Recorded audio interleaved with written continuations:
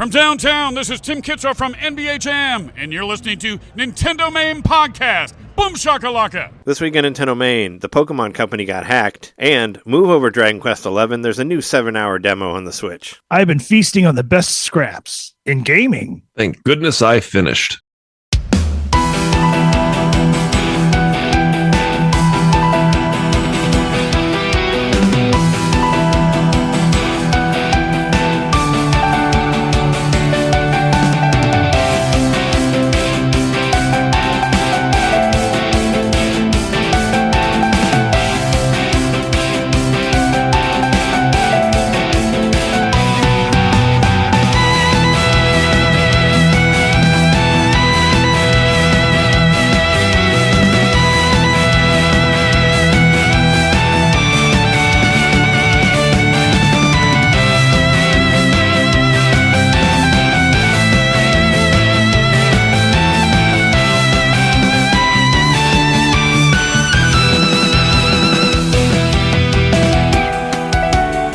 Oh boy.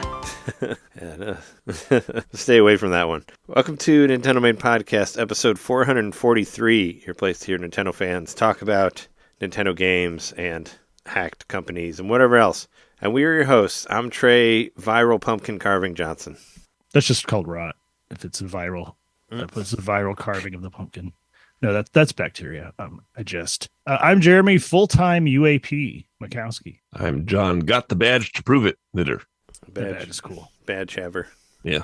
Well, do you want to talk about said badge that was your nickname here? Sure.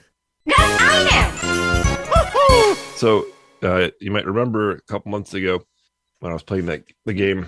Thank goodness you're here. I beat the game, and there was a message at the end of the credits. If you ever beat the game, be sure to stay to the end and watch all the credits, because there's a message imploring you to go to a website. And I did. I went to the website, and there was a prompt there to send them a letter with a self-addressed stamped envelope, and they would send you a prize. So I did that, and I got my prize back. So it was kind of funny. I opened the mail the other day and going through all the election ads, et cetera, et cetera. And then there's a letter Getting a lot of those. addressed to me in my handwriting, and just threw me for a loop for a moment. Like, what?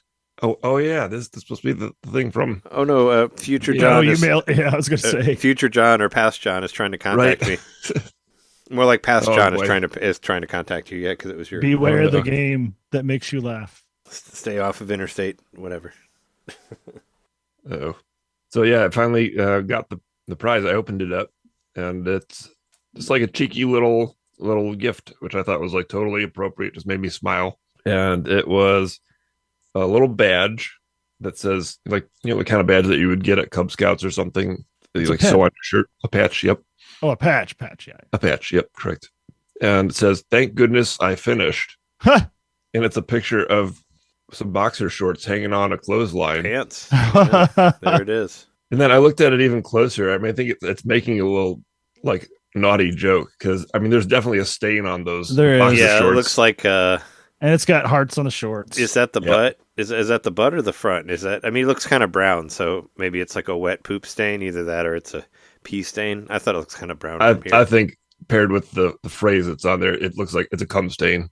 Oh, geez. Yeah, that's what I would say. Wow. Yeah. Well, it's on white. It's on white pants, so I figured it wouldn't be as noticeable. I don't know. Yeah, you do raise a point, unless they're tan, and then all the rest is the jizz. Yeah, I thought it was I thought it was poop stains, but yeah, even more. But it's definitely farting. It's probably. It's probably that. No, it's not farting. The cloud's just below it. So it looks like it was a nice little painting someone did and turned it into a patch, maybe. Yeah, I like it. I just thought that was such a cool little extra thing. Extra thing. It seems like something that would have been done in some game back in the 80s or something. You'd send you send a photo into Activision with your high score, and then they'd give you the patches for your Atari game that you beat or whatever. Mm-hmm. But that was a cool little throwback to that. But there's also another thing they give you is an authentic packet of English tea. Yeah, my wife drinks that Yorkshire Gold. It's a good one. Yeah, it says by appointment to His Royal Highness the Prince of Wales. Yeah, So authentic English tea. Have you had Yorkshire tea? It's pretty good. I'm sure I have Give at it some a point. try. I don't So remember. was it international mail? Did it cost a little bit more to? No, it was sent to what's the developer's name here? The distributor's name? Panic in Portland. Oh, so maybe like they're filling the orders for domestically or whatever. Yeah, I mean, Panic is the distributor of the game. So, yep, Makes sense. got a little stamp from Panic there. Don't Add to panic. disco. Don't panic from Panic. So yeah, thanks for sending me this cool little prize. That's pretty cool. You earned it. I did earn it. I beat the game. It's true. So if you want to talk about the next thing on your notes here, I actually can talk about that as well, because we kind of both tried to do it. I don't know if you did it as well, Jeremy. Try for the mysterious Nintendo NSO thing. I missed. Oh, yeah. I missed out on that. So Yeah. so last Go ahead. week, was it last week? They dropped a thing saying like, oh yeah, we need like 10,000 participants to test out some sort of new Nintendo Switch Online thing, and they wanted you to have had the expansion pack version for like a certain amount of time or whatever. And I was like, oh, I need to make sure and get up and do this. And I actually, what was it? We recorded last week. We recorded in the afternoon, so I would have Wednesday off, and then Jess and I had way too many drinks, and and I ended up going to sleep way early. So I got up at like 3 a.m. Because I was like, I'll take a nap and then I'll edit the podcast. So I got up at 3 a.m. and I edited the podcast, and around like 7:30 or 8 a.m. or whatever when I was done with it, I was like, all right, I'm gonna go back to bed now, but I'll set an alarm to do this make sure and apply for this Nintendo thing. And I overslept a little bit, and I ended up doing it at like 10:10, and it said it was already done. But I saw that John had already posted in on the Slack that you had already done it as well, and it looked like it said 10 a.m. on yours. And from what I heard, it went out in like seconds. Like it wasn't even 10:01 before it was before Yeah, it, I was before it really became quick with- full. I was being very quick with my application, and I think I got through it in like less than 5 seconds. Yeah. Like I was, wasn't reading anything. I was just like, find the button to click to the next page. It was like maybe 2 or 3 pages you had to click through, and within 5 seconds, it was like We're full. test has been filled already. Yeah. It's like, wow. Right. That's what happened to me with the pins. I'm still And it was funny because on the post it said like, oh, you have like 5 days to do it, and it's like, oh, Nope. it's like, oh yeah, that's cute, like I didn't have 5 seconds. it's like, oh, it's good till next Tuesday. It's like, oh yeah, that's sweet for you to say that, but we all know it's gonna get that it's gonna be like done in like not even, like I was wondering, yeah, I saw that because you copied it, you took a picture of it and put it on Slack, and it said like 10 a.m. and I was like, well, fuck. But yeah, I tried it. I like rolled out of bed and tried it at like 10:10, and it didn't work. And I hadn't seen this stuff on Slack yet, but apparently, yeah, it got filled up really, really, really quick. But I'm really interested because I guess the people that did get through it, Nintendo said specifically to like not talk about it or whatever. But it's it's supposed to be something because it's the 3-year anniversary of Nintendo Switch Online is what they were saying. I feel like it's older than that. They also posted something today or yesterday. Yeah, that message about it's been the anniversary. This is the anniversary of NSO, and what does the next year have in store? We'll see. Yeah, I mean I figured that's what cryptic. I thought that was what they were trying to get all the test subjects for whatever they're trying for 2025. And from what I heard, yeah, they specifically told everybody to not talk about it, to not mention anything. I'm sure like somebody's going to say something, but it makes me interested because it's supposed to start like on the 20th or something like that. So maybe by next week we might have heard something from somebody. But yeah, I really wanted to be on it, but yeah, after like getting through the podcast, and I was really tired, and I just didn't I didn't try that hard to get up at 10. I was like, I'll get up at 10:10 and see if it's out there, but John think tried it's it didn't work. Seeing as how they're only going to admit a certain amount of people and they're saying it's a test thing, do you think it's something for like obviously, the first thing you think is for like a multiplayer game or something along those lines. But do you think it might have something to do with like a cloud streaming? That's that's what I wondered. I hope they don't do that because as you know, and as I know, it doesn't work very well for like PlayStation 4 and 5. Like they do that, like the cloud streaming thing for PS2 and PS1 games, and Yeah. I'm not really into it. Like, I mean, I Unless know it's a certain type of game. I know you had said before that it didn't work very well for you, but it didn't really work very well for me as well. And there's some of them you can only stream. Like I was trying to find some of the old Tekken games on PS4, and the only one I could find was like Tekken 2, and you can't But at the same you can't even time, download it. You can only stream it. And why would you want to stream a fighting John's game? been playing It's like this the worst. Hitman game. Yeah. Through the cloud. Sure. And Yeah. it's amazing. And you played all the way through at least one game. I played through Resident Evil Village, and that Yeah. worked fine. So it can be I think done. I don't know if you're gonna do like a Nintendo Switch Online GameCube thing, like just make it not streaming for me, because I love that system. Make it good. I don't know. I think that it's unlikely that with the new system on the horizon that they're going to do any more for this current generation. I think more likely than it being GameCube, whatever. It's going to be like another 99 game that they more likely. Also, I think this whole thing of don't talk about it, whatever. I mean, we all know Nintendo is so hush hush, like, and they are not stupid and they're aware that people are going to talk about it, but it's kind of like pretty please don't talk about it. Yeah. And so whatever it is, it's going to launch like 2 or 3 weeks afterward. It's not going to be like a big huge secret thing or whatever. It's going to be a new 99 game, and if it gets out, fine.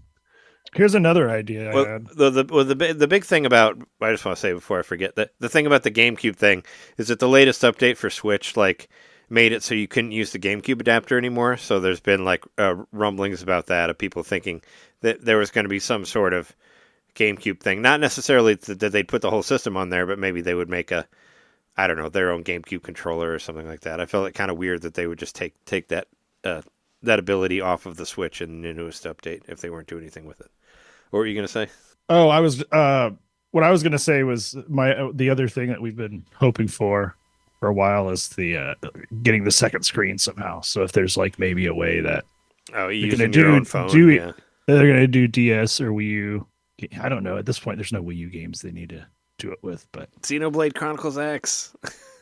Yeah, maybe it just exclusively for that game. They're going to add functionality for. Yeah, maybe. I don't know. Maybe they could be adding. It doesn't new need app, it. I don't think. I don't think you necessarily need 2 screens. No, it could be trying out a new app or something. Yeah, which would function as a second screen, which I think you alluded to last week or the week before. Yeah. I don't know. I think whatever it is, it's quote unquote top secret, but they're not dumb. They're gonna, when people talk about it, it's not that big a deal. So it's definitely not a Switch 2 thing. We can put that to bed. Yeah, I mean, it says and the thing with Nintendo Switch Online, it says that we have big surprises for you in 2025, or who knows if that's a Switch 2 thing or not? Probably not. But still, I'm interested, and hopefully somebody will leak it so I can know what it is. That's all I'm saying. But yeah, I tried to get in there and I failed, and I didn't really try very hard. But I was also, I'd only, when it's when you go to bed at 8 a.m., when it's less than 3 hours, it's harder for me to get up. And like I said, I also didn't really try because I was kind of I'm really tired. So I'll be if I get up, whatever. Because I naively thought I would have maybe 5 minutes. It wasn't even 5 seconds. It was just done and instantly. Yeah, and then I saw later people saying oh yeah, it disappeared in seconds, and I was well, yeah, I should have figured that. Well, you can finish off the rest of your stuff here. It's going to be all AIs that got through, and then they're all going to be fake testing it. But Nintendo's not going to know it. I mean, all AIs. It's all AIs. It's all the new it's all Switch AI. 2 is exclusively AI driven. It's just for AI. You can't play. It's not for people. It's actually a download, but it AI upgrades your Switch to a Switch 2. It's just all for II from Super Monkey Ball. You got to be a monkey to play, and also in a ball. That's going to be what they call it, Apple Intelligence. They're going to call it II. That's what Sega should do if they're doing that. The last thing that I did this week was I played more Atari 50, and even though I already pretty much beat the whole thing, I just felt like I'm in the mood for it. So I went back to it and took a further look at some of the newer games, the reimagined games, and all that. And they're really fun. Neo Breakout was a good one. Update's been on Breakout, but you can also create your own levels and stuff. So I did that too. And there was actually one more thing that I didn't do, which was the reason why I was going into these games, was that there are hidden games that you unlock by playing the new games. So I've unlocked one of them. It was Atari math, and you had to go through. You had to go through the new, what's that game called? Haunted houses, into the school level and like into the classroom. And then you find the math game there. So the other two, I don't know how to get them, but I'm gonna figure it out. I'm gonna keep playing and keep enjoying the new Atari games. Vector Sector again is probably the best one on the whole thing as far as the new games that they put in there. It's like the homage to all different Vector games, like Lunar Lander and Asteroids, and all of it is just smashed into one game. Is it like levels with different play styles as you go through, or is it like all integrated into one? It's all integrated into one. It's like one continuous experience. Cool. And you get about 2 minutes in each experience, and then when you get so many points or whatever, the game morphs and evolves and goes into Tempest or wherever it's going to go. It's really cool. And I did play a little bit more Zelda, but I think honestly, I'm feeling more the itch to just finish Tears of the Kingdom. Like I know some people are playing up to 30 hours in this game, and I'm like, I don't want to put the other game on ice for 30 more hours. I'd rather just go back to Tears. So I think that's what I'm going to do. I mean, yeah, you should finish Tears of the Kingdom, I guess. Like, try playing that one. Just go to the end and just beat it and just be done with it instead of putting 500 more hours into it. That's what you should do. Yeah, we'll see. I guess I could I'm still playing Echoes of Wisdom. I'm like 6 dungeons in or something like that now. But I kind of can see how much is left of the game because I got so you basically do like 3 things. So you start in the castle and you do whatever that one is, and then you do 3 dungeons, and then you go back to the castle, and then everything changes after that castle, and then you go, and then there's like, here's 3 other places you could go to. And I did the first dungeon after that, and you get like a thing, and they're like, all right, if you get this and 2 other ones, then something will happen. So I figured it's like this one and 2 other dungeons, and that's the end, is what I think is happening. But I got to the ice dungeon. That's where I was last week, but I played, what was it, on Sunday? We played a little bit, and I actually got to a dungeon that was starting to annoy me.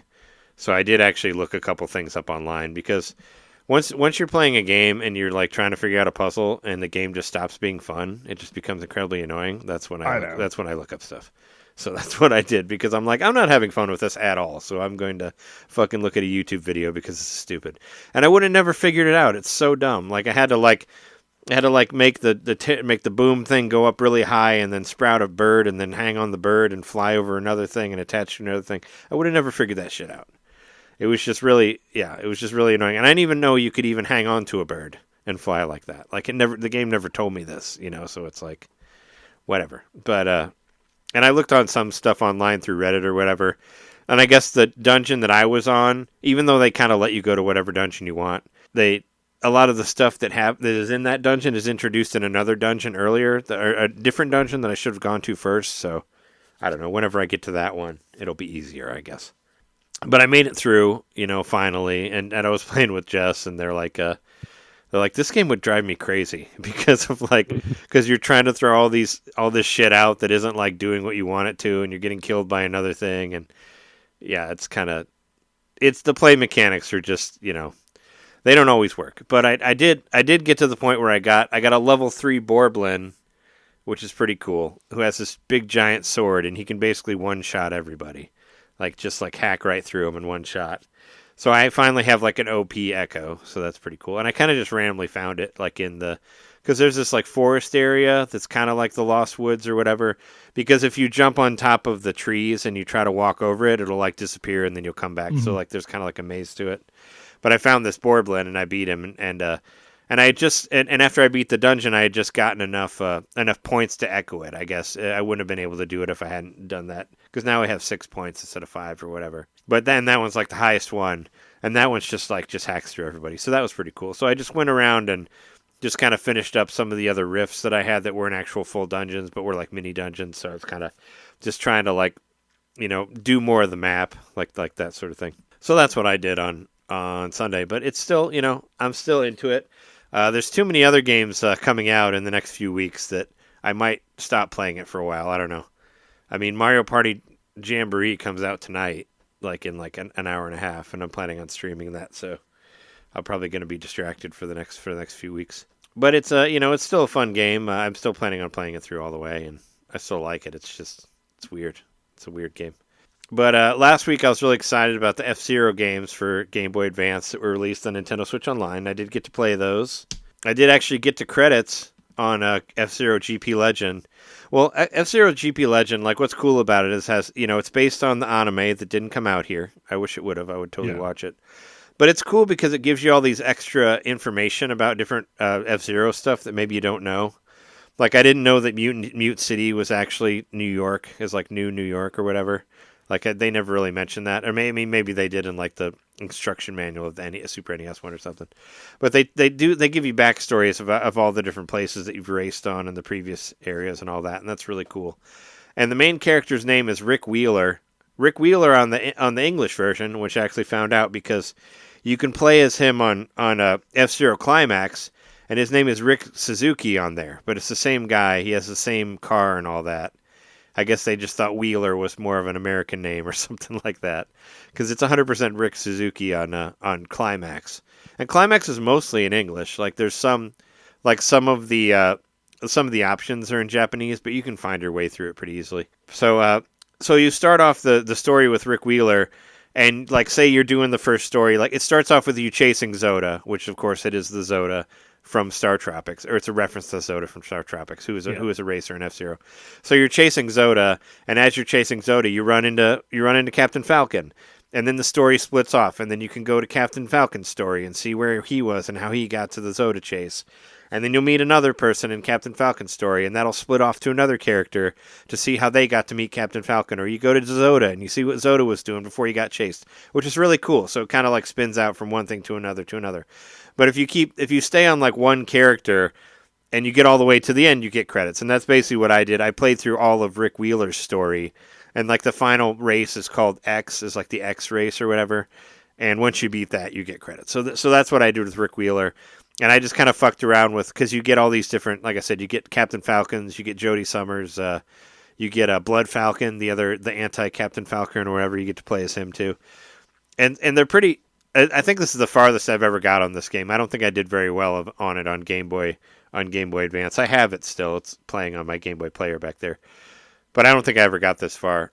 But it's been fun to do it, and the rewind helps. Like I'll use the rewind sometimes, like when I'm racing somebody and I'm like, oh, I almost had it there, but they passed me the last second. I'll just rewind and then try to be better on the last couple seconds, and then I'll get first. Yeah. So they'll be like, oh, that track was really good, but then I fucked up in this one point. Just rewind to before you fucked up, and then just try not to fuck up. It definitely feels like it helps. Like a manga or something like that, with the races just kind of seamlessly put into it, or maybe not seamlessly, but it gives a reason for each race in the story mode, which is pretty cool. Did you get to mess around with it at all on the? Yeah, I played it. Okay. I would just try to remember which one was which, because I played both. And I was trying to remember which one was because I remember one had a bunch of Japanese in it. Yeah, that's Climax. Okay, that was Climax. So yeah, Climax was the final F-Zero game before F-Zero 99, and it was never released in America until now. But most of it's in English, and it's actually not. It's just another F-Zero game. Like it's based around like Grand Prix and Cups and all that stuff. And I played that one as well. I beat all the novice stuff, just like the beginner level. And what's pretty cool, I actually thought about my original middle name was going to be Trey Who, because when you go to the character select, it'll only show like the regular 4 guys, and it'll say who above that. And every time you beat a lap, or every time you beat a cup and you get a medal, then somebody will appear there in one of the who spots. But it's just kind of funny that instead of showing like a question mark or whatever, it just says who over and over and over again. Get you excited to unlock them. But I like that. I always like that in the other Mario Kart games where you got like some of the later ones. Like if you got a medal on any cup or any difficulty or whatever, you got something. So that's kind of how this works, Man, it's been a long time since I've experienced unlocking characters in Mario Kart. I just love it. I'm just saying, I like it. I like having. It would have been when I played it on the. Well, the GameCube one did that really well. Where like no matter what you did, you still got like a different skin for your car or a different character or whatever. As long as you got a medal in whatever cup you were on, you unlocked a thing. So that's kind of how this works. Like as long as you get a medal on whatever cup you're on, and you haven't done it already, then you unlock a new character. So. That's how it works. But yeah, if you go through it, it just says who, and then they'll add people as you go. there a fucking owl in here? Yeah, but it's fun. It's interesting. But yeah, GP Legend. I got all the way to the end of Wheeler Suzuki, and I got to credits. And yes, I mean it's why I don't count it as being credits, just because it's one story, just one completion of one story. But it's still cool, and it's nice to see all the explanations of stuff. Like I said, Silence was always one of my favorite levels from the original F-Zero. And it said in the game that it's called Silence because there's no like life forms there. There's only tracks. There's only F-Zero tracks. So like nobody actually lives there. Or like Firefield obviously is like a mining area where they have races on top of this whole mining thing. So it's just kind of cool to see extra stuff to all these levels that I've played for so many times, you know. But yeah, what did you think about it? About GP Legend and Climax? Every time I play it, like it inspired me to go back to 99 for a hot second, but I had forgotten how to play and got the floor wiped, or I got wiped off, whatever they say. But whatever they say, I lost, and I mean I didn't play for very long, but you could play a lot in a short period of time. But I don't know. I guess it's something else to play for F-Zero fans, and I guess I like the story mode of it. It's hard. I got to get better at it, but it's definitely pretty fucking hard. Like I was reading was it Nintendo Life? They kind of read just I think it was an old review they did when it was put on Wii U, because it was on Wii U, a virtual console, you know, and yeah. And they said it's, you know, they gave it like an 8, but they, you know, it wasn't higher just because it is like has a really steep learning curve going right into it. It's really hard. And I thought I was doing pretty good. I was like, oh yeah, I'm pretty good at this. And then I go to Zoda's level, and that one's fucking hard because the Zoda one, you basically have to stay ahead of Captain Falcon and Rick Wheeler, and if they even like touch you, it's game over. So like you have to keep like this big distance between you and them, and that's like, I don't know, that's like fucking impossible. I don't know how you could even beat that. Like even if you know, like it's not, because most of the time I go back and forth, you know, between like first and second, and then you get first at the end, but you're supposed to keep a mad distance from them, and if they get even close to you, then it's automatically over. So some of the levels are really, really hard. Or I was playing this other one where I had to catch up to like Blood Falcon with Captain Falcon, and I was like not even close, and I was like hitting the boost like crazy, and you basically got to get to the end and you got to catch him before the end, and I couldn't get there. So yeah, some of them are really, really hard. Like I said, I think I've done better on this than I ever did on the actual cartridge of it, but I mean I'm really happy they're there, and they're really fun to fuck around with, and I was having a great time playing around with it. I was working out of town last week, and I was just sitting, you know, when I went to the hotel, and I was just sitting in the hotel just playing GP Legend, and I ordered Chinese food, and I was like, this is fun. So just laying back, eating rice and playing F-Zero. What more do you want? It's a pretty nice addition, I think. Like, there's not a whole lot left to throw us, I guess, from these the systems, big one. But well, yeah, the one. I mean, yeah, nothing from what we are available. The only thing we're missing now is GX, which we need a full re-release or an NSO version or whatever of F-Zero. But right. It's nice that they finally give a shit to, you know, remember that there's plenty of F-Zero fans out there that really wanted to play the game again. And it was this close to being like where everything connected, but then now Mario Kart's where everything connects. Yeah, for sure. I'll save my big one for later because I saw you played it a little bit too. I'll just talk about a couple more things. I played the new Fortnite stuff. They have like some Halloween Fortnitemares, as they call it. We played the Horde mode for our stream on Monday, and it's basically you fight like Fortnite zombies like as a team. And then there's a big giant. It's like wave after wave, and then there's a big giant boss at the end, which I thought kind of looked like to me it looked like a stop motion Iron Giant, but I think that's because I'm playing on the Switch version where things look a little stop motiony at times. But it's still pretty cool, and there's different things that you do. So like you start off like you'll drop from the sky like you normally do from a flying bus and all that, but you'll drop to like a much smaller area, and there's only 4 of you. You know, there's not like 100 people or whatever, and you'll drop into like a small town, whatever houses. You gear up, find all your gear and all that stuff, and you still have the upgrade benches and all the different things. And then there'll be a countdown, and then the zombies will show up, and you just basically have to kill a certain amount of them, in that wave. And it works kind of like how regular Fortnite does now, where as long as one of your team stays alive, like you can come back to life. Like this one, like basically if you get killed as long as one person of your team makes it through whatever wave you're on, you'll get brought back in the next wave. So that's kind of how it works. And there's like 4 or 5 waves. But what's kind of cool or interesting is the second wave will be like the storm. It'll be like this little small circle of the storm, and you have to move with it. But there'll also be like zombies attacking you from every area, but you have to kind of like figure out where like the circle of the storm is moving and stay within it, like while you're shooting all these zombies. And I thought it was really cool, actually, like because you got to fight the zombies, but you also got to try to figure out where the storm's going to go. And it doesn't always go one way. Like it'll go one way and then a different way, and it'll kind of zigzag around, and you never really know where it's going to go, and it's completely unpredictable. So that was interesting. And then at the end, you got to fight the giant boss, and then of course there's all these other zombies as well that you get to fight on top of that. And there's different ones that do different things. Like there's these blue ones that'll like freeze you, that'll actually like freeze your feet, where you can still move around, but you have giant ice cubes on your feet, and you can like slide with the cubes or whatever. And yeah, there's like fire ones and different ones, and yeah, it was fun for what it was. I was trying to update the game so we could play, but it didn't update for whatever reason. Maybe Switches don't update in sleep mode anymore. Like I started downloading it earlier in the day, and then I worked and I came back and it wasn't uploaded. I never noticed.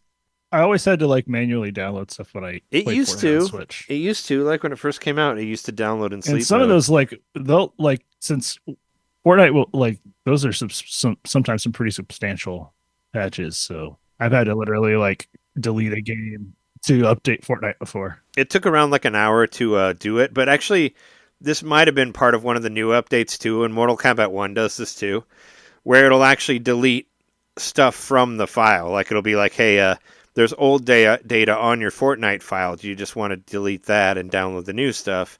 And so you don't have to really delete anything to re-download it. Like both Mortal Kombat 1 and Fortnite have been doing that, where it's like... Oh, so it's not like... Okay, I see what you mean. So it's deleting stuff that you've downloaded for Fortnite or for Mortal Kombat 1 or whatever, and it makes space for it. That had to been from a new update, because I just started noticing it like in the past like few months or whatever. But anyway, yeah, it's they got Halloween shit. There's chainsaws in there, and you can like put the chainsaw on the ground and kind of ride it like a motorcycle. Like that's pretty funny. Like where you like put it on the ground and it like rolls, and it's like a vehicle in itself. And there's like circling saws and other like, you know, horror-ish stuff. And you can download characters from like, or you can buy characters from like Nightmare Before Christmas and stuff like that. That's on there. But yeah, Fortnite, I don't know. We play it still. I mean, I don't know. Joe likes playing it. Logan and Joe are into it. I like fun. It, especially on the PS5 because they still they still ask me. They still ask me when you're going to join up with us sometime. So come hang out on a Friday. We play from like 11 to 1. It's not, you know, we don't. Oh, on Fridays now? Or not Friday, Mondays. I mean, not Fridays. Yeah. Monday nights from like 11. Yeah, we normally go from like 11 to 1:30 or so. But yeah, I could probably swing by at some point. I fucked around with that at some point. Or I fucked around with that on Monday. Let's see what else. I got a new TV. I don't know if you could see it. It behind me. I bought a new TV. I guess I just didn't even notice because it was like it was before. Yeah, it's a little bit. I mean, it's a little bit smaller because just because the other one had a bigger stand, but the bezel on this one is much smaller. Or whatever. This is basically a bigger version of this TV that I bought for my 2 TVs in the other room because I really liked that TV. So I just bought a bigger version of it. Yeah. Oh, so it's a bigger version than those two. How many inches is it? It's a 42 inch. Nice. Is what it is. Treat yourself. The other one that I had in here was a 40, I think. So maybe it's a little bit bigger. But it's a 42 inch. And the one that I have in the other room is a 30 inch. It's Insignia is what I bought because it's a smart TV. And it's like a Chromecast in itself. You can cast anything to it. I'm actually playing my... the Samsungs are like that, as far as I can tell. Well, this is an Insignia, which is a Best Buy brand. But I'm actually playing my playthrough of the NSO Demo on YouTube right now, back there through my phone. But yeah, I got the Insignia. It's basically I bought one for the for my 2 TVs from Best Buy because it's cheap. You know, I got it for like $80 for a $30 one, and I was looking at this one, and it's normally like $180, $200 or whatever. But they had they were having sales, and I got an email from Best Buy that's like, hey, you can get that TV that you want for like $140. And I was like, oh, that's pretty cheap. And then I looked online on Amazon because they're having Amazon deals or whatever. And they're like, you can buy it for like $120 on Amazon. And I was like, oh shit, I should just buy it. So I bought it. I bought it on Amazon, and then I picked it up from a Best Buy that's over here on the south side. So they didn't even send it to me. You just pay for it, and then you just pick whatever Best Buy is closer to you, and you just go pick it up. So I got it last Thursday, and I just I plugged it in, and I finally threw the TV away yesterday.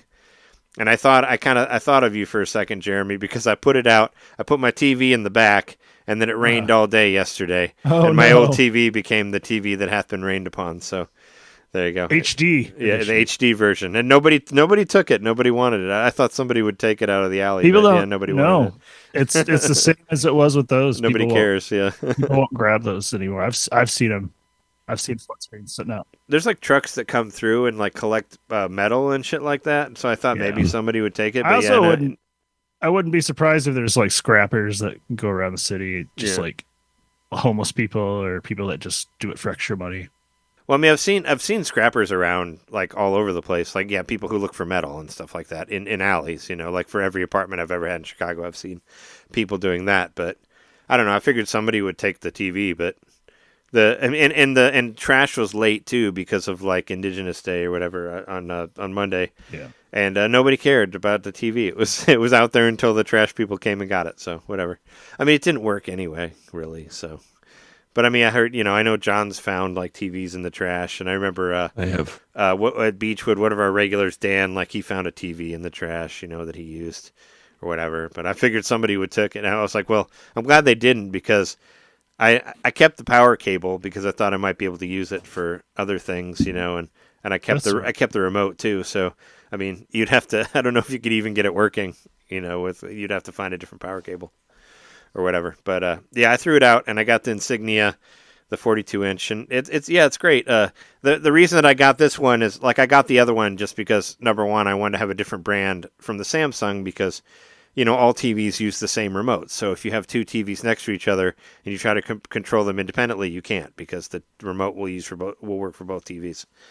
So I got a different one, but the reason I got a bigger version of it for in here is because I just really like the way the other one worked. Like I said, number one, it's a smart TV, so you can get like pretty much every app that exists and watch it on there. Like I have Sling on here, I can watch digital cable, whatever, and also you can stream whatever you want to it because it's pretty much a Chromecast in a TV, And I turn, once I connected it, it's like, oh hey, this is your third Amazon TV, and I'm like, what, 3? I'm like, what? I was like, I only have 2, and I was like, oh. Because it counts my tablet also as a TV, like my Amazon tablet that I bought to read comics with. Okay. So it's like, oh, your third screen. But the reason that I liked it is it has 3 HDMI outputs, so I can plug all my stuff in there, and I don't have to switch them around. So I have like my HDMI output that I got that I can use on the 64 GameCube and Super Nintendo. That's in one of them, and also my PS3 HDMI, and also my Wii U and Switch and Wii all have a separate HDMI that they share as well, and I can put all of those on there. And also, I didn't realize it until I just bought a new one. It actually has AV plugs on the TV too. It's like under it, and I didn't even know they existed. I just found out they were on there, and they're on my other one too, on the smaller one. So I hooked up my PS2 through there. Oh, okay. So it's got the old AV plugs on it too. Like it's a new one, and it has that. Yeah. Yeah, I didn't know. I didn't even know until I looked at because it's hidden. It's like actually under it. Like if you didn't know they were there, you would never find them. Because like on the side there's like the 3 HDMI's, and then on the bottom of it there's a little spot that has AV plugs on it. And I was like, no shit. And then I looked at the other TV in the other room, and I was like, oh fuck, they're here too. I didn't even know they were there. So so they got that as well. So that's cool. That was an added bonus. Assumption they were just gone on all TVs. Yeah, me too. I thought they were gone as well, but they ended up showing up on that one. But yeah, I got it for pretty cheap, and yeah, I've been playing around with it. I got it. Is it a 4K or is it a? I don't know. I mean, I don't think it is. I mean, I really don't care. Maybe that's the difference. Maybe 4K TVs don't have. Oh yeah, probably. I don't think it is a 4K, but. That doesn't really matter to me. I just wanted. I wanted a smart for one. Anything that you play, like even me playing PS5 on a 4K, I don't think makes much of a difference. I think most of how it looks is the TV processing it. Sure, it's like internally. It looks great for what I do on it. I mean, for playing Switch, it looks great. It looks good for playing Pilatro on my big ass TV. I haven't played. I haven't played that. I haven't played Pilatro in a long time either. I feel like I've been freed from its clutches, and that's nice. Yeah, because you don't. Yeah, well, I mean, you don't have. And I to, didn't get it on my phone. Yeah, you don't have it on the phone. I mean, you could. If I get it yeah. on the phone, I'm going to be right back in it because I got to start all over again. Don't get it on the phone. Don't get Apple Arcade because you'll automatically get it through Apple Arcade if you have it. Oh shit! I mean, don't get that. Just don't get it. And let's see what else. Had a pretty big weekend. We went out of town. We went to Jess's friend Caroline's house in Indiana. Oh, cool. We always do like this. We always do this Halloween thing, where we hang out, and there's like a big pumpkin patch over there. They live like around like Michigan City in Indiana. They live like around there, and there's this big like pumpkin patch. It's called like Todd's Pumpkin Patch or whatever. We've gone there for like the past like 3 or 4 years, and they have a ton of they got like pumpkins. You can go out and cut your pumpkins up or whatever, and we go there and we buy a bunch of pumpkins, and he sells like edible squash as well, which Jess and I love, and we have like this big pile of squash that we bought from there, like spaghetti squash and acorn squash and like all these different and butternut squash, all these different things that we cook and eat. That's really Those delicious. are tasty things. They're very, very, very good. Just makes a killer butternut squash soup in the winter. I'd love to try it.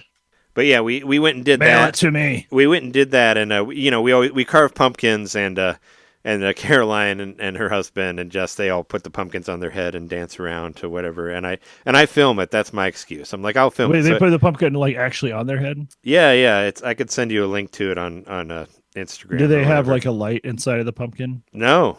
They put them on their head and they dance around, and I guess that was a thing that Robert and Caroline came up with. I think during the pandemic they did that over October during Halloween or whatever because they were going. Were you crazy. averse to putting your head in a pumpkin? I don't want to do it. No, I'm Okay. a little. I don't blame you. have a thing about stickiness or whatever. I don't know. Jess said it's a. No, I don't think I could handle It's kind it. of a sensory thing because I don't even like pulling the guts out of pumpkins. I don't think I can handle the smell of it. That kind of freaks me out too. Like the whole thing. Raw pumpkin smells awful. Yeah, like getting my hands sticky or whatever on shit. Like I don't like that stuff. So. I don't want to put it on my head because I'll find like pumpkin shit all over me or what. I mean, Save all the seeds. Those seeds are valuable. Yeah, they save all the seeds and like roast them and salt them and all that. And they're so good. They're so good for you too. I don't eat them, but they like. They're really high in protein and like amino acids and good stuff. I know. Don't eat too much of them because then you won't be able to poop. It's like nuts. But anyway, we were carving pumpkins, and I didn't really know what to do, what to carve this year. I was trying to think of different things. Like I thought about trying to make the tri-way guy or whatever from Echoes of Wisdom. There was an idea I had.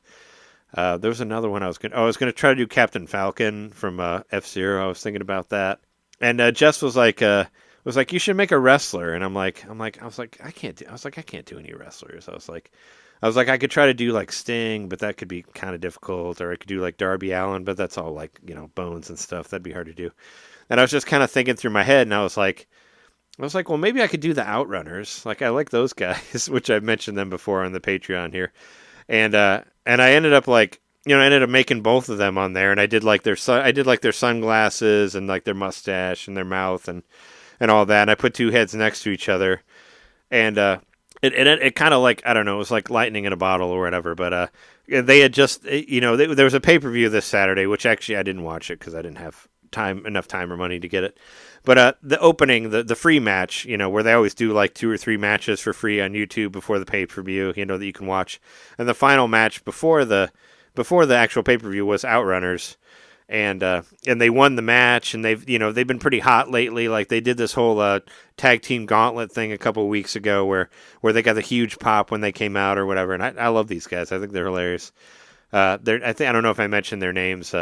Was it Truth Magnum and Turbo Floyd? That's their names. And if you remember, Floyd was always a fun name for me.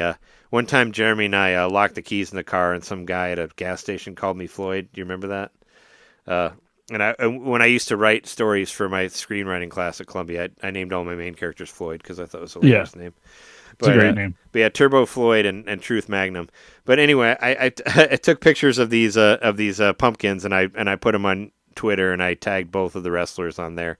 And one of them actually commented on it, and it's got like almost 4,500 views now, which is pretty awesome. Like I don't really get that much attention on anything, so. It's pretty rad. I got a whole bunch of comments on it. Our friend Caitlin commented on it too, and a lot of people were into it. So Have you tagged the Outrunners? yeah, no, that I tagged them, and one of the wrestlers actually did comment on it. He called it very vascular, which I guess is one of their catchphrases, because Caitlin said that as well, said that it was very vascular.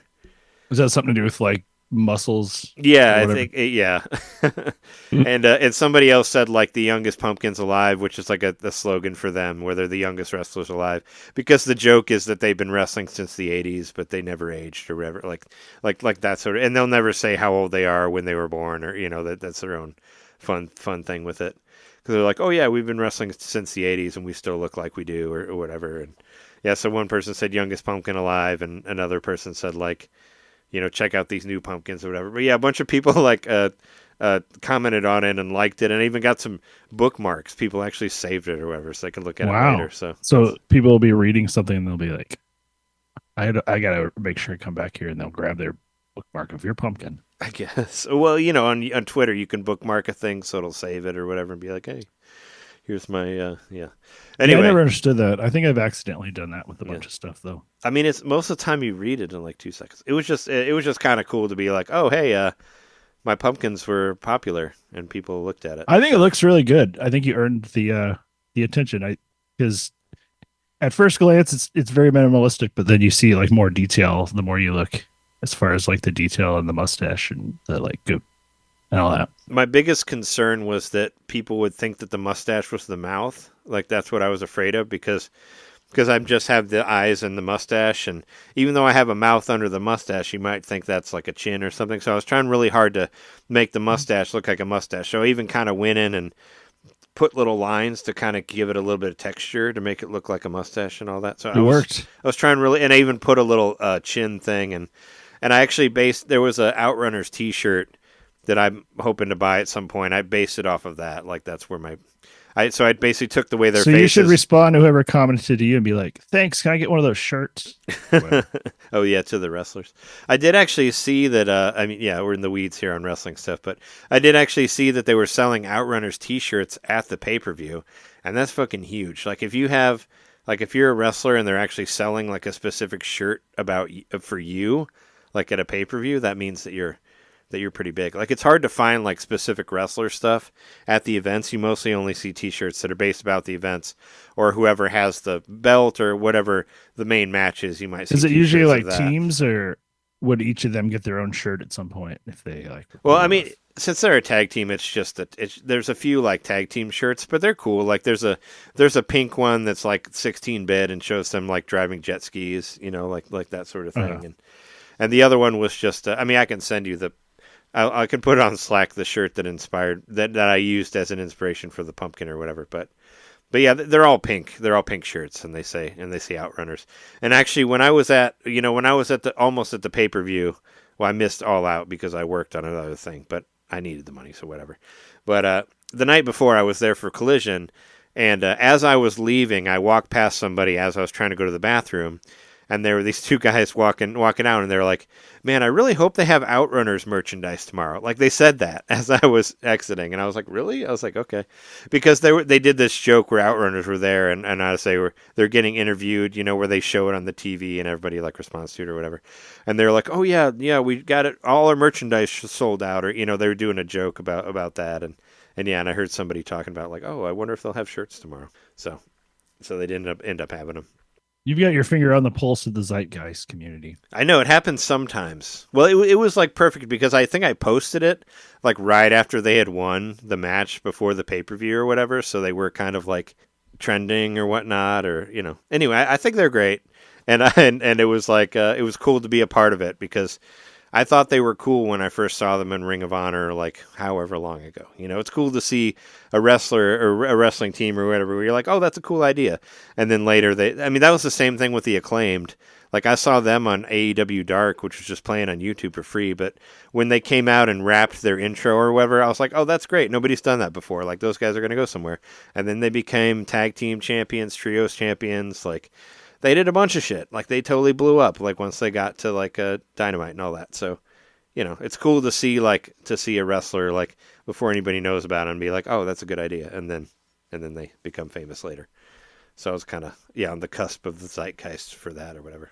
But the big thing that aside from all that stuff, the really big thing that I've been excited about this week was the fucking Ease 10 demo. Holy shit, man. I saw you got to play a little bit of it. I'm glad. I played some of it tonight. Okay, I was going to say both of you please play it because yeah, I think the game is great. Like I love to I think it's for me. I mean, it's an action RPG, but it's more action than RPG. It's definitely more action. I think you should try it out just to give it a try because like as I said at the very beginning of the show, this actually would rivals the Dragon Quest XI demo as far as like giant demos go on Switch. Like I got through the demo, I stayed up. I was determined to play through the whole demo before we did the podcast tonight, and I just started on Monday. And since I just got the new TV, I wanted to stream. I was like, well, fuck, I should stream it and record it. And then I found out later, well, at least I couldn't find anybody who had done a full playthrough of the demo because I was trying to figure out how long it was. So maybe I'm the only one out there, at least for the English version. I mean, the game came out in Japan last year, so maybe people played all the way the demo on that, but I don't know if it's as long. Anyway, I was trying to figure out how fucking long it was, and I ended up doing it in like 3 different sessions, but when I finally got to the end of the demo, I was at 6.5 hours, like exactly at 6.5. But I saw some people online saying that they played it for 15 hours.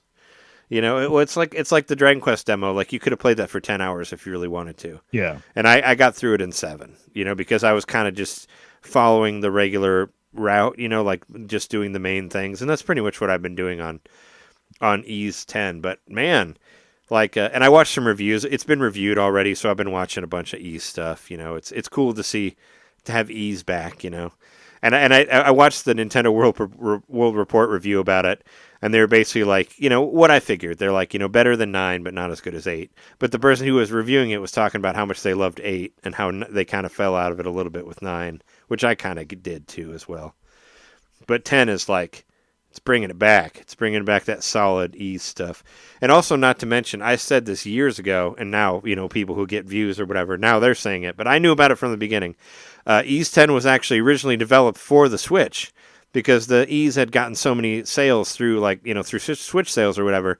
So Falcom wanted to, like, specifically make this a Switch game. So this was created for the Switch specifically, and then it was, you know, optimized for other systems after that. So it actually runs really well on the system and all that, which is pretty cool.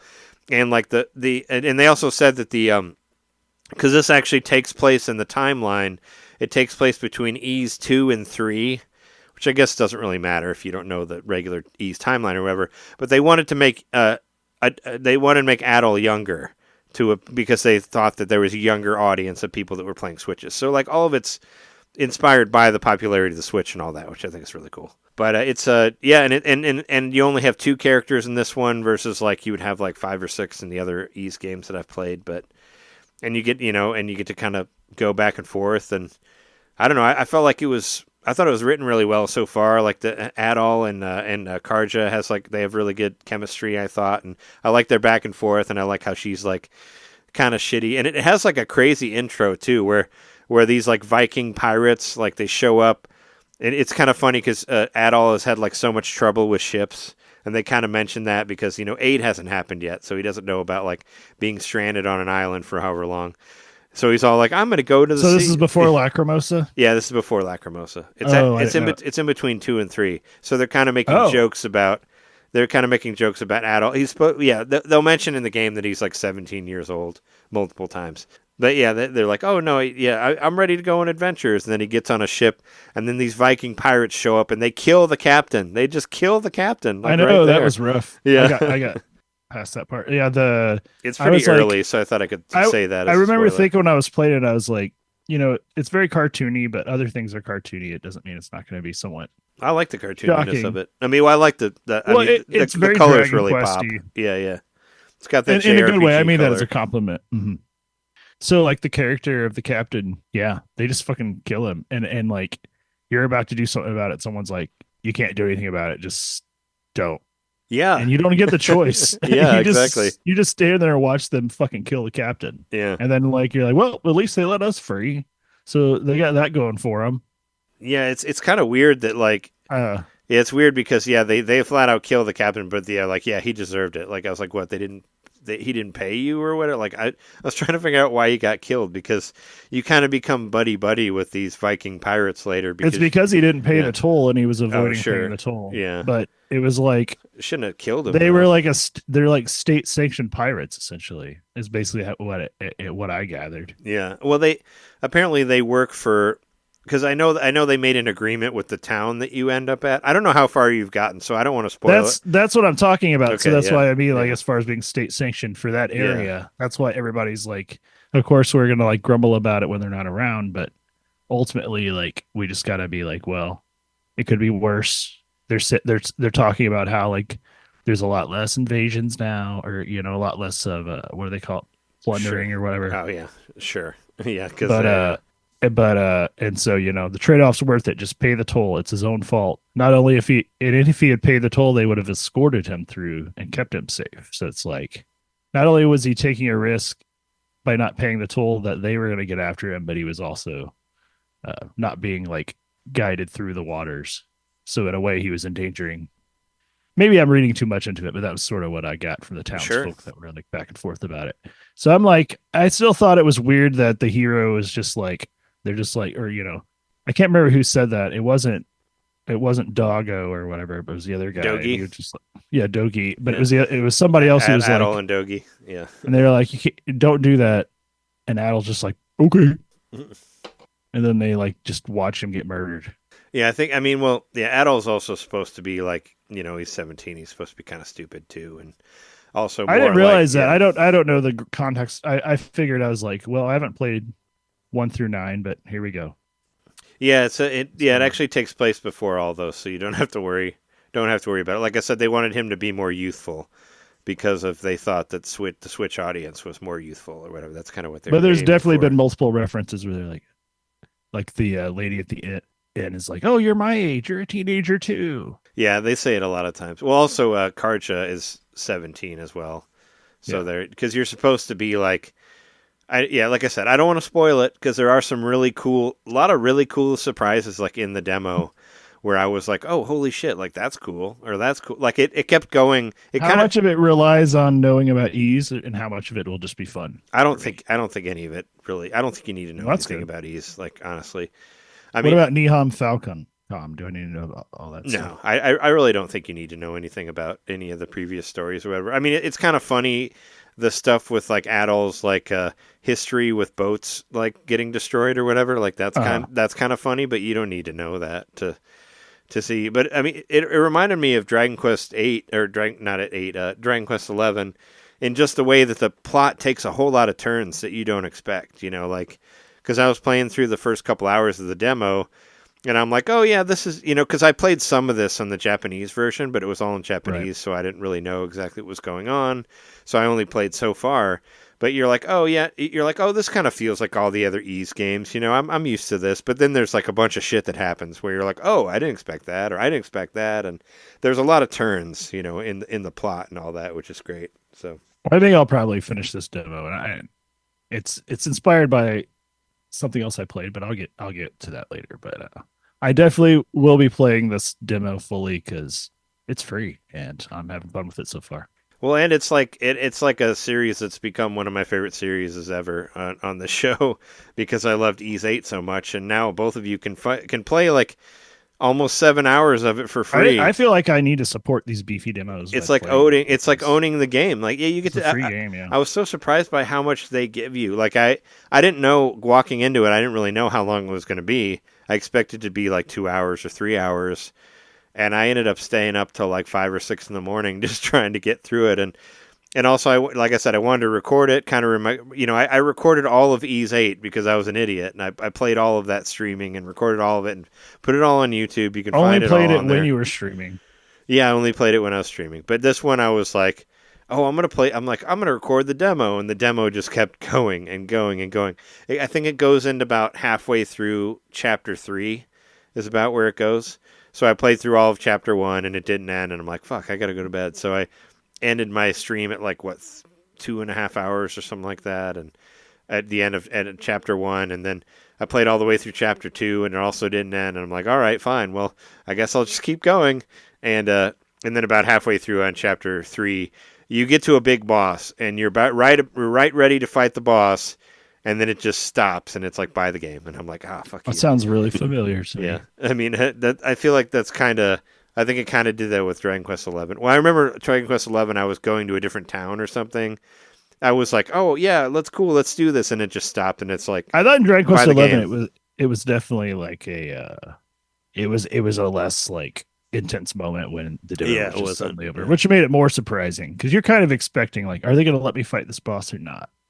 Which is what happened in something I played recently. Oh, okay. Yeah, I mean, that's kind of how this one goes. It's like, but there's some mad shit that happens before that. Like I said, I don't want to get on it. I want to get into it, but I don't want to get into it because I don't want to spoil it for you. But there was a really, really cool part like a couple hours before the end of the demo where I was like, oh shit, I've never seen anything like that.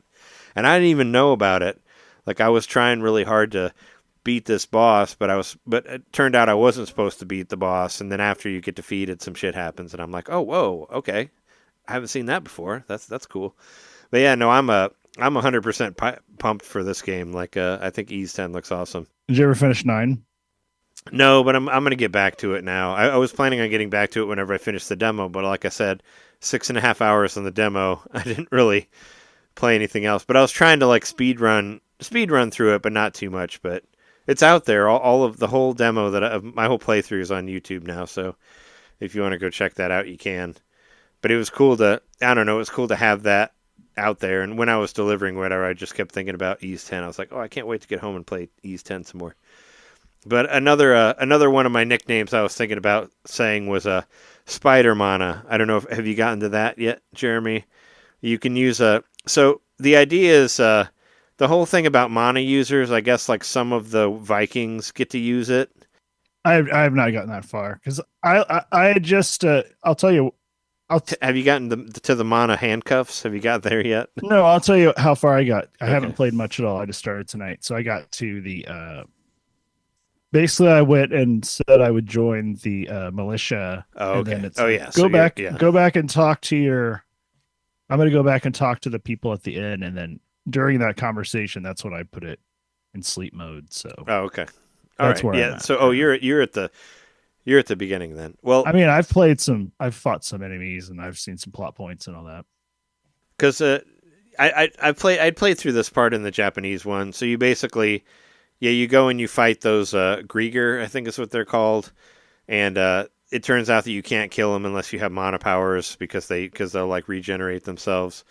And wait, that's right. I yeah. did fight the wolf, and then there was like the shell on the beach. Yeah, yeah, the shell. I actually used that as one of the thumbnails for the videos was Adol talking to the shell because I thought it was funny where he's holding it up to his ear like a phone. Well, at the end, it's like he continued talking to the shell for a while, but nothing happened. Yeah, the Leela shell or whatever. But yeah, there's all sorts of weird shit in this. There's a shell that talks to you. There's this part where you like go to this island where this old man lives there, and he teaches you other shit. That's like a side thing. I don't know if that's necessary spoilers, but Adol basically gets mana handcuffed to Karja, and that ends up being like the kind of the part of the story is that she can't leave because both of you are handcuffed through magic or whatever. Does that mean you have to be within a certain space from each other or something? Yeah, yeah, that's the idea. There's a whole thing like where you go back to her town and they're like and they try to sleep in separate rooms, but they can't because they're too far away, and so they have to sleep in the same room. I think there's some like kind of, I think there's a little bit of like sexual tension in there as well, right? And whatnot, of course, but it's got to be there. Yeah, but you can do some cool stuff with the mana abilities. Like I say, spider mana, because you can actually like use it as like you can swing from stuff, like kind of similar, kind of like what you would in like in like Monster Hunter, like that sort of thing. There's certain areas where you can throw like a mana whip and then swing from one thing to another, and that's pretty cool. And later in the game, you get a mana surfboard also, where you can surf over various water and across gaps and stuff like that, and that's fun. So I feel like they were really trying to add a whole bunch of extra new like play mechanics into the game to make it not feel like, not like just an action game. Like there's all this other stuff to do. And eventually, I mean, this isn't a spoiler, it's in all the trailers. Eventually you'll get a boat that you can upgrade and you get to find like different crewmates for your boat and all that. And And and and there's different islands that you get to boat to and all that, and it's a sailboat, and it has its own boat combat sort of thing. Kind of reminds me a little bit of like Skies of Arcadia, but a little bit of Dredge as well, which is cool because I love both those games. Oh, cool. Yeah. And I'm really into it. Like, I'm super psyched about it. And I said it before on this podcast that I had pre-ordered the physical deluxe version of it from Amazon. And I just hope they send it to me on time. I'm worried because I've gotten no response about like when it's shipping or whatever. And I don't think you can continue your file from the physical version. what? No, I'm just kidding. I'm sure you can. Oh, that would suck. I mean, I would do it, but that would be so sad. Yeah, I could do 6.5 hours again. Fuck. No, that would be That mean. sounds awful. But no, I know it's supposed to. Yeah, I hope it. I mean, the internet said that it carried into the game. I mean, if you have this meaty of a demo, it should carry into the game. And also, I know John has asked before on the show. What does ease mean? At the very beginning of the game, when you're on the boat, the Dr. Flair, that's what his name is. He's from Ease, and he says that he's from Ease. So I think this is the first. That's Ease. not normal. Are you kidding? I thought I was like, oh, now I was like, oh, Ease is like apparently the underground place that he's talking about. Well, I was like, I don't. He's just talking about the game. He's breaking the fourth wall. Sure. Well, he's literally talking about how he has never been on the ocean because he's like, just getting out the underground was beyond my thoughts, and now here I am above ground and on the water. Yeah, I'd never seen any game like directly reference Ease like as a place, so I don't know. He's like, oh yeah, no, there it is. I'm from 10 there. games in, we finally got the there answer. You go. I mean, well, this doesn't even count. It only took 45 years. It doesn't even count the spin-offs, and I think there's 2 different versions of Ease 3, right, on Genesis and Famicom or whatever. But yeah, I mean, I'd say there's maybe like 15 or whatever. But it's there's different responses you can make to what people say, which is pretty funny, and they'll actually respond to whatever you say, so you can be super snarky at all, which I've kind of been doing on it, where I can be. Is there a relationship mechanic, or is it just does it really not matter? You think? I don't think there's any sort of I don't think there's any sort of social links or anything like that. It's just funny to see the way people react to things. I mean, all the main social stuff is between you and Karja, which that's your whole. There's a whole bunch of depth in that, like building like your. Building your Karja, the chick at the inn. Karja is the Viking lady that you get handcuffed to. Gotcha. She's the one you get handcuffed to, and she's great. I like her a lot because she's super like. So she just killed the captain. She's super pissy about everything. Well, you kind of just forget about that, I guess. I mean, you're handcuffed to each other, so you have to. She literally executed him. She did, yeah. And I did mention that in the playthrough at one point. It was like they just forgot that the captain was killed, right? It's fun. And yeah, you get to find little landmarks and stuff, which reminds me of Skies of Arcadia when you're on the ship. There was one part, and I think it's maybe because it was just a demo. There was one part where the subtitles they just changed into Japanese subtitles, like during one of the boss battles. But I think that's something that was something that happened with Ease 8, where some people gave it like lower scores because the review copy had where the languages would switch, but they fixed all that on the first day update or whatever. But I noticed that where I was playing one of the bosses, and all of a sudden the subtitles changed to Japanese. But I've actually been playing it in English, so it didn't really matter. I switched it to Japanese, but then I switched it back to English because it actually kind of reminds me of Tales of Symphonia a little bit too, because there's like these dialogue conversations when you're going from like one spot to another, and same when you're on the boat where you can like have your guys talk back and forth, and it's harder to read that like instead of just hear it. So I just switched it to English. If you're multitasking, right? Yeah, I just switched it to English just so I could hear it like while they're doing all that. But yeah, I highly recommend it. I think it's really good, and 6.5 hours, like. Fuck yeah. The meatiest of meaty demos there.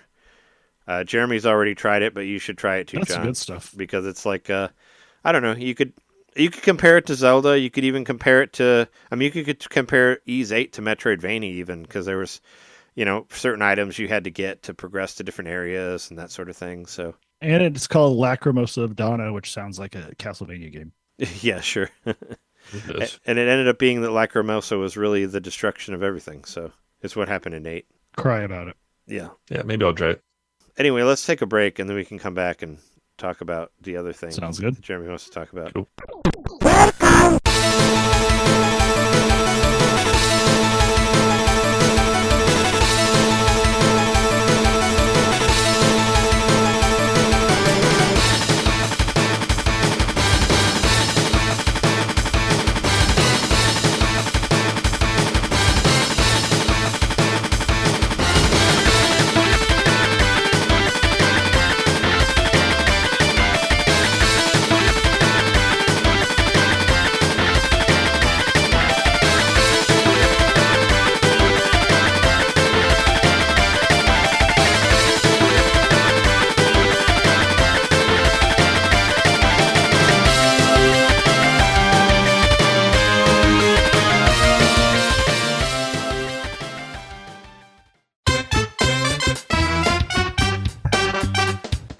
Hey, you. It's me, Mario. Yeah, you.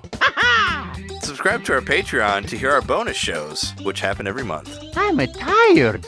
Tired of all the big corporate podcasts spoon-feeding you the same old video game news on every single show? Spaghetti. Ravioli. Then expand! With NintenDomain Expansion Pack. It's us talking about old games that were important to us. It's us interviewing people that we meet at conventions. And heck, it's live shows from those same conventions. It's basically everything you could want that NintenDomain ever made. Here we go! And it's just $1 a month. That's less than a bad indie on the eShop. It's $12 a year, which is less than Nintendo Switch Online. Thank you so much for subscribing to our Patreon and supporting NintenDomain. Just go to patreon.com/NintenDomain podcast and hey, Mario, let go. Whoa! He's throwing us back to the show. So long, Bowser. Patreon.com/NintenDomain podcast. Game over.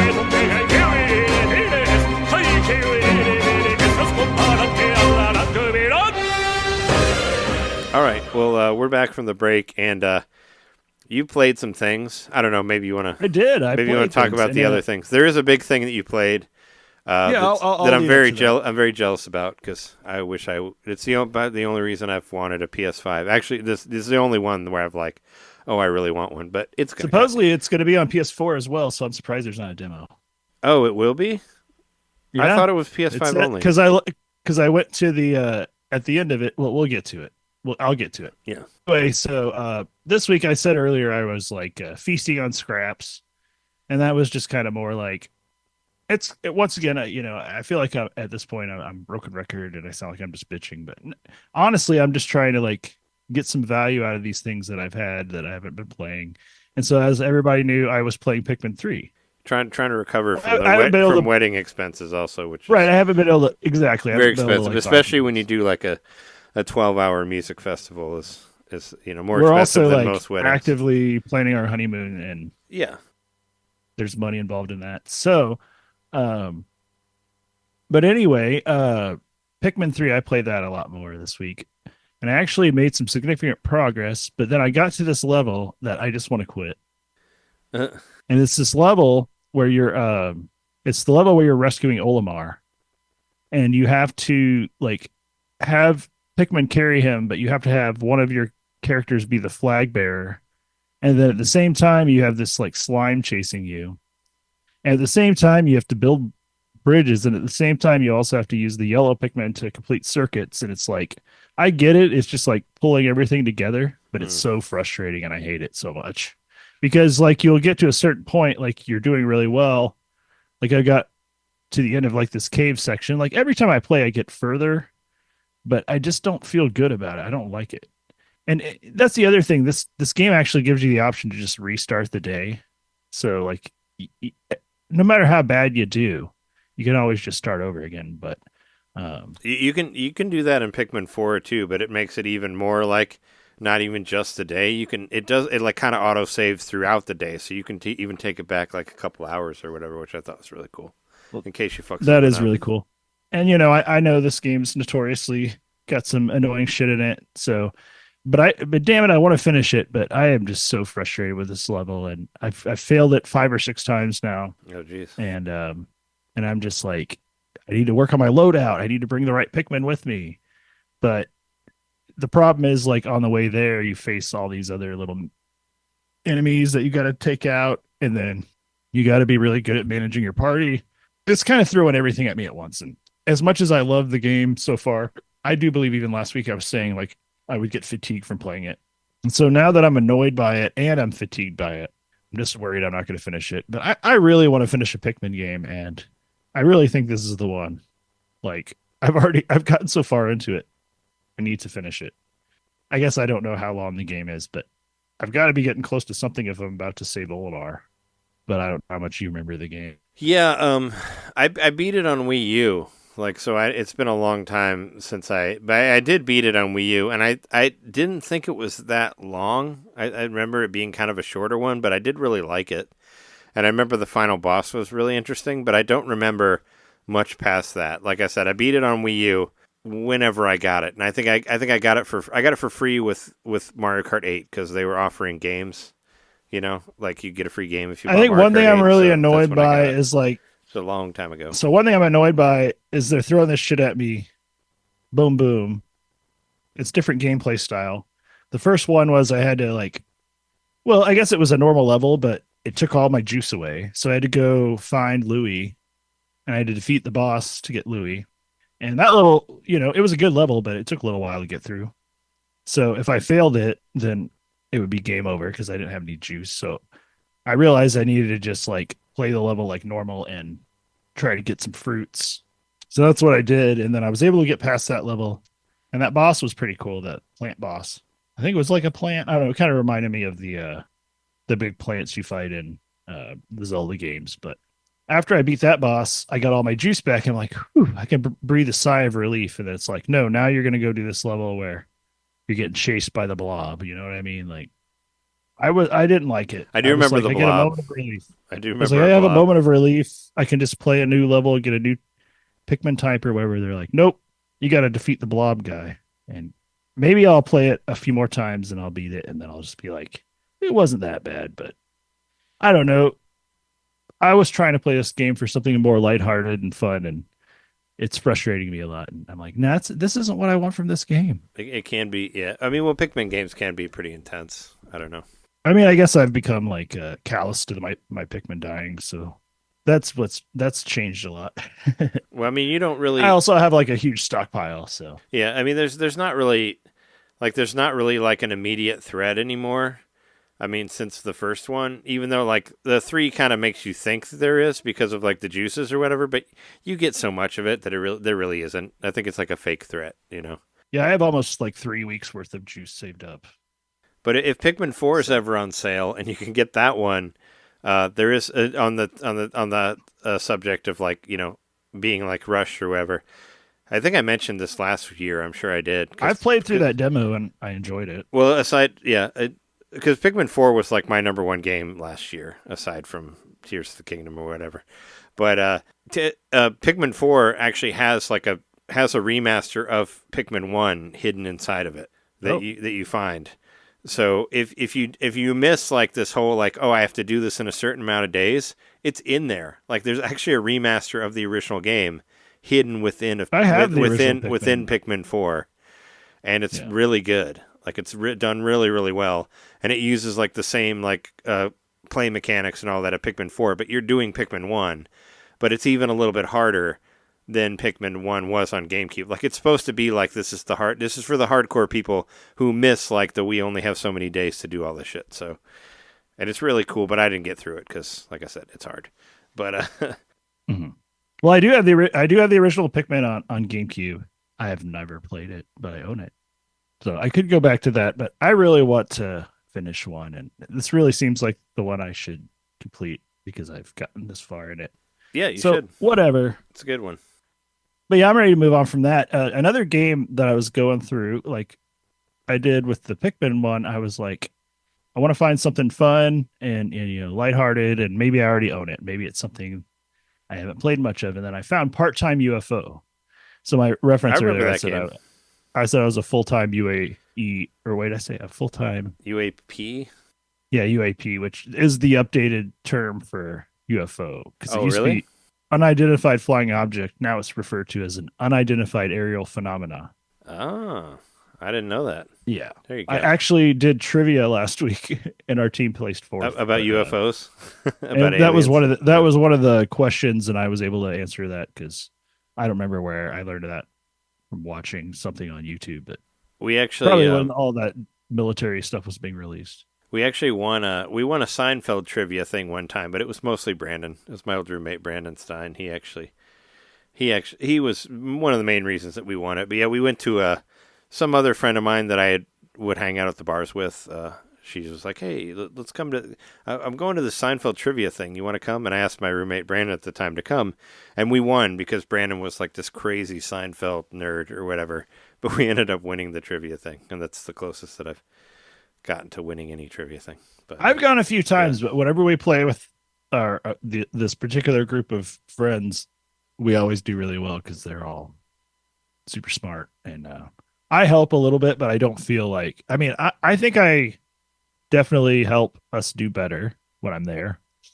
It's usually Wednesday night, so that's one of the reasons I don't do it very often. But we did it last week, and we weren't going to do it this week because the team is out of town anyway. But yeah, when we're with this team, we always do really well. And this last week, when we something like 30 different teams, so it was pretty intense. But I think we got like fourth place. Anyway, moving on to what the game is, though, Part-Time UFO. I like it a lot. I played very minimal amount of it, and for those who don't know, it's a HAL game, right? It's a HAL laboratory. It is a HAL game, yeah. And it was made for phones, so it was a phone game first. Yeah, I have it on iPhone. I bought it. I bought it when it came out, and then it came out for Switch later. So when it came out on Switch, they added some extra stuff. I guess there's a bunch of extra levels. Two player also. They made it multiplayer. That was a big deal. Yeah, I haven't tried that, but I went back to it because I was like, wait a minute, I forgot about this. And this is like I love claw machines. You know, I love playing a claw machine in an arcade, and that I think they call them UFO catchers in Japan or whatever.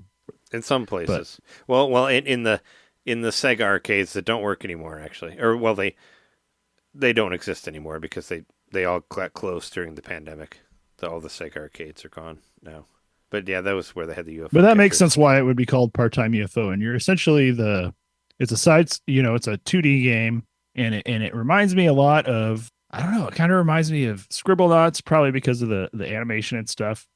But it really reminds me of like a WarioWare game, or like definitely. Or like obviously like the Kirby influence is there because it's HAL, so you see that in the art. I'm not even sure if it was the same designer or whatever, but because it's HAL, you know, you just kind of see like hallmarks of their art style and stuff. But I was like, I'm going to go back to this. And I remembered why I quit. And it was this level where you had to stack up. Basically, you're making like a totem pole out of like all this shit that's laying around. And you got to like make sure it's facing the right way. You got to center it. And it's got a balance. And then once it's all the way to the top, it has to stay balanced for like 10 seconds or something before you can clear the level. And I was like, oh, obviously I just gave up because this level sucks. Well, you can spend as much time as you want to finish a level, but you're not going to get any progress if you don't finish within the time, usually. And the thing is, like, to unlock new levels, you have to get these like trophies, and each little level you play is three different it's like three different basically like three different trophies you can get, like finish within the time. That's always one. And you can get little like power up things that you like reveal that add more time or whatever. But you also get like it'll be like you're revealing secret characters by exploring different areas. It's hard to explain. Like each level's different, but ultimately you're just a UFO catcher stacking stuff. But the physics are really nice. Like once you kind of figure out the physics of it, you're really kind of like flying through it, literally. Also, I realized I just needed to go to the shop and upgrade my ship. And it helped out so much. You can do that too. Yeah, it helped out so much. I upgraded my ship to one that could pick up and set things down faster. And then I cleared that level, and then I like basically, I wouldn't say I steamrolled through the rest of the game, but I got through it pretty quick. And I was determined to finish it. You know, I haven't 100%ed it, but I saw credits. But I will say, like, one of my favorite things about the game, maybe my favorite thing about the game, are these like extra games you unlock, which reminded me so much of WarioWare or even like Kirby Superstar, where each like thing you choose is its own like has its own like title screen. You know what I mean? Like it's like its own game within a game. And one of them is literally you're just stacking items. They're throwing random items at you, and you're just trying to stack them as high as you can. Then every time you go 10 meters up, it gives you like a weird, like, it's hard to explain, but it's like this block goes across the screen almost like a slot machine, and you have to time like your button press, and then that becomes like a solid block floating in space, and that helps support your tower. But on top of that, the block like has different properties to it, which I haven't quite figured out. Sometimes it'll be like a spring block, and then things will bounce if they touch it, or it'll be like a block that'll disappear after a while. So I don't know. There's probably more depth to it than I even know, but I played it a lot this week, and once I saw credits, it unlocked this whole new game mode that was almost like an adventure mode where you're actually in like a level. Oh, wow. With multiple screens, and you're like trying to like find these keys and unlock these doors. Oh, shit. And I was like, this is like a whole other fucking game. I wonder, I should go back to the phone game. I checked while you were talking. It's called something like a treasure. It's something about treasure, but it reminded me so much of like, I do still have it on my phone. Obviously, since it's HAL, it reminded me of like the Kirby's in Superstars, the one where he goes down in the mines and he's just like collecting treasure. Yeah. It kind of reminded me of that, because like it's literally you're just trying to like collect all the treasure you can and then like get out of the mine, because you're like sealed in it and you have to get out. So there's like levels, and there's a time limit, and if you don't finish within the time limit, you have to start all over again. Which is a huger penalty than other stuff in the game, but it's its own separate game. Like you're using, change out your ship. Because like there's other variations. There's one where like if it's a really heavy object, your UFO will pick it up fast anyway. So it's like a stronger UFO, but it moves a little slower. So there's just like all these positives and negatives if you want to change your little guy out. But hey, like it's a cheap ass game, and it's HAL, and one of the best people ever came from HAL. Mr. Iwata came from HAL, and ended up being like one of the best, if not the best, Nintendo president ever. So. Yay, HAL. Also, they made Smash Brothers. And Kirby. I like Kirby. Well, no, I've mentioned Kirby a lot, so I figured that was HAL Laboratory is great. And I remember when it first came out, I paid for it too on the phone, like way back when, and I really enjoyed it for a phone game. But I didn't beat it because some of those levels get pretty hard. I think it'd be as fun to play on a phone, to be honest. Like I kind of like the way it controls, like, because it's a physics-based game, so like a lot of the times you're like actually like swinging your ship back and forth to sort of create momentum to throw something. And I don't know, I'd have a hard time doing that on the phone, I think, because my big ass finger would be blocking the screen or whatever. Yeah, I mean, I haven't played it in a while, but I mean, whenever it came out, like, did you ever buy it on the Switch? I didn't. No, I only have it on the phone. Yeah, I highly recommend, if you don't play it on the Switch, go back to it on your phone. But I bet you could probably play it with your backbone. My controller, maybe. Yeah, I never tried it, and it was pretty cheap on Switch. I think it was like $15 or something. Play it with your backbone and see if you like it, because I really like it. I think it's like a forgotten WarioWare game, almost, like I said, but not like a full WarioWare game, just one of the little bonus games. But then it's got its own little bonus games, and my favorite's the one where you just stack. Like I could play that game for hours. It's something like you remember back in the day when we play like those flash games, and there's like the game where like you were shooting the kitten cannon. It was something like that, where it's like these games where you just like are trying to get the high score, and you just keep doing it over and over and over again before you realize that you've been playing it for like 30 minutes, but you've played like 50 games because it moves so quick. That's the way the stacking game is in this. Like I could just keep playing it over and over again and like blank out, because it's so fun, and the physics are realistic, or within the bounds of the world. They are. It's only $9 on Switch. Part-Time UFO is. It's very cheap. Play it. It's great. But lastly, let's get to the big one. This is not Nintendo, but this is my big one. Yeah, but non-Nintendo, but I guarantee you, Switch 2. It's going to be on Switch 2. It's going to happen. I think it's going to be judging by how the reception is so far. Anyway, I'm talking about the Metaphor Refantazio. Refantazio demo on. Well, I played on PS5. I'm not sure if there's a PS4 demo, but There isn't. If there was, I would have played it by now. There's no PS4 demo. That's why I thought it wasn't coming to PS4 because it says PS5 only. If you look up the game on the whatever the PlayStation Store. the only reason I know is because I finished the demo, and then at the end of the demo, it's like buy game, and I went there, and it's like if you buy this version, you also get the PS4 version complimentary or whatever. So Oh, weird. Yeah, no, I looked because I would have 100% played the game because I mean I'm a huge fan of Persona and Shin Megami Tensei, all these games that Atlas has done, and I've heard a lot of talk about Metaphor Refantazio on various podcasts and whatnot, and I've been very excited to play it. And for the first time, I felt like this was like the big killer app for me or whatever, like for the PS5 because I never really cared about the other games. It's like the Baldur's Gate 3, whatever. I don't care. Whatever. What else is on there? Nothing else. I think that's probably the big Final one, Fantasy VII Rebirth. Don't give a shit. maybe 16 if you cared. Never cared. The only thing I really, I guess the one before this was actually Tekken 8 because that's PS5 only, and I really wanted to play that game, but not enough to buy a whole system for it. I'd say that game seems like people like it. No, I mean I do like Tekken 8, but once again, don't forget Wii U came out with a Tekken Tag Tournament as a release title, so I bet you anything Switch 2 is going to have Tekken 8 with Mario costumes as a release title. Is what's going to happen with that, I think. But no, I am very jealous of people who get to play Metaphor, including yourself. So tell me about the demo. You're going to get to play it eventually, so I don't want to ruin too much, but I didn't expect to actually finish it. I figured this is one of those Byzantine type system RPGs that I was going to get exhausted with, but no, it's like it's got a pretty intricate set of systems that I don't completely understand, and that's probably okay because I just played through the demo. I mean, like I said, I got all the way to the end.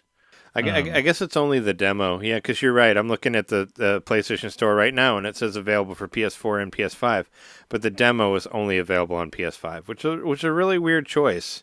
If you got it on both systems, why can't you play the demo on PS4? What the fuck? It's probably because they're still working on that and they don't have a demo available. Oh, sure. Well, it says, well, I don't know. It says I can buy it for $70 with both of them, but I wouldn't be able to play it until later, is what you're saying, because it's not actually available yet. Yeah. But that's what I wonder. Maybe the PS4 version won't come out at the same time or something. I don't know. I doubt it. That's not the way PlayStation does shit. But anyway, I don't know. I started playing it and I'm like, this is fine or whatever. And then like the beginning reminded me of fucking Bait and Katos. It's like Okay. It was like name like what's your name? Yeah. By the way, you're not naming your character. What's your name? Oh yeah. Yeah, that was from And so Kaitos. it's playing with the like breaking the fourth wall, and there's been a little bit of that. There's been a little tiny bit of that in the demo, but not much. But I'm excited to see where it goes. So you name your, you say whatever your name is. You don't have to be your actual name. You can still be a made up name if you want. And then you name your protagonist, and your protagonist is like like I think they've lost their memory, and because that's normal in any RPG. It happens. They like and they like are like part of like basically one of the lowest races. It's a very classist society, so like you're one of the lowest races. Racism. Well, yeah, I mean, there's like class Baldur's system, race Gate's like system, that, and too. all that too, is from what I heard. Yeah. Well, I mean, Baldur's Gate 3 is like totally like that as well. I mean, the last game that the Atlas Sega did was like Persona 5. Persona 5 had a lot of political stuff in it as well, like with and it was funny because like around the time, I think when the original Persona 5 came out was like when Trump was elected and all that. So it was very, even though they had been making this for years, it was very much in line with, shitty presidents and that sort of thing. And I guess this one is like that, but way, way better. So far, I would say, I've enjoyed the combat. I love it. It's turn-based combat, but it's got sort of like, some twists to it that I really like. It's got the press it turn. has like a combo system that's reminds me a bit of Chrono Trigger. Only it isn't. Well, it's You actually. can't move around the field and stuff. I mean, it's Shin Megami Tensei, which predates Chrono Trigger. Like what it's because Okay. it has the press I turn. accept that. It I has the accept press that. I'm turn- just saying what yeah. it reminded me of. Sure, but it has the press turn system, right? Where it's like where it's a lot of it's based on what's better than other things, but you can miss. Yeah. You can miss that goes You can back skip to your turn. You can defend. Yeah. You can change where you're standing. You can either go to the back line or stay up front. And obviously, if you go to the back, your attacks are weaker, but you receive less damage. And there's also like targeted attacks. There's a boss very early on. I think it's the first boss that's like, this attack's going to affect everyone in the front row. So like you let everyone in the back row and it misses you. But no, I have been having a lot of fun with it, and well, I had a lot of fun with it. I guess I can go back to it and play it, and like keep working on my what are they called? Archetypes, which are these basically your they personas. they remind me of once again, you got to realize I'm coming from a place that's not having a background in Persona, but they remind me of the espers or the summons in Final Sure. Fantasy. But I mean, they're your personas. That's what is what they are because it's the same company. Okay, I mean, because you're conjuring the spirit, right? That fights for you. Whatever. I mean, that was in. yeah. Well, I mean, even before. I mean, there was Shin Megami Tensei. When There's you a whole like when job you- system, when you, or it's called call all classes the or demons and whatever. all that. But you level up within your class system, and you can change your class system based on bonds you make with other people. Like when you meet someone new, and if you like vibe well with them, then you'll like learn whatever their fighting type is or whatever, and then that becomes a choice on your like. It looks like the drawings Da Vinci made, but that's like the drawing of the human.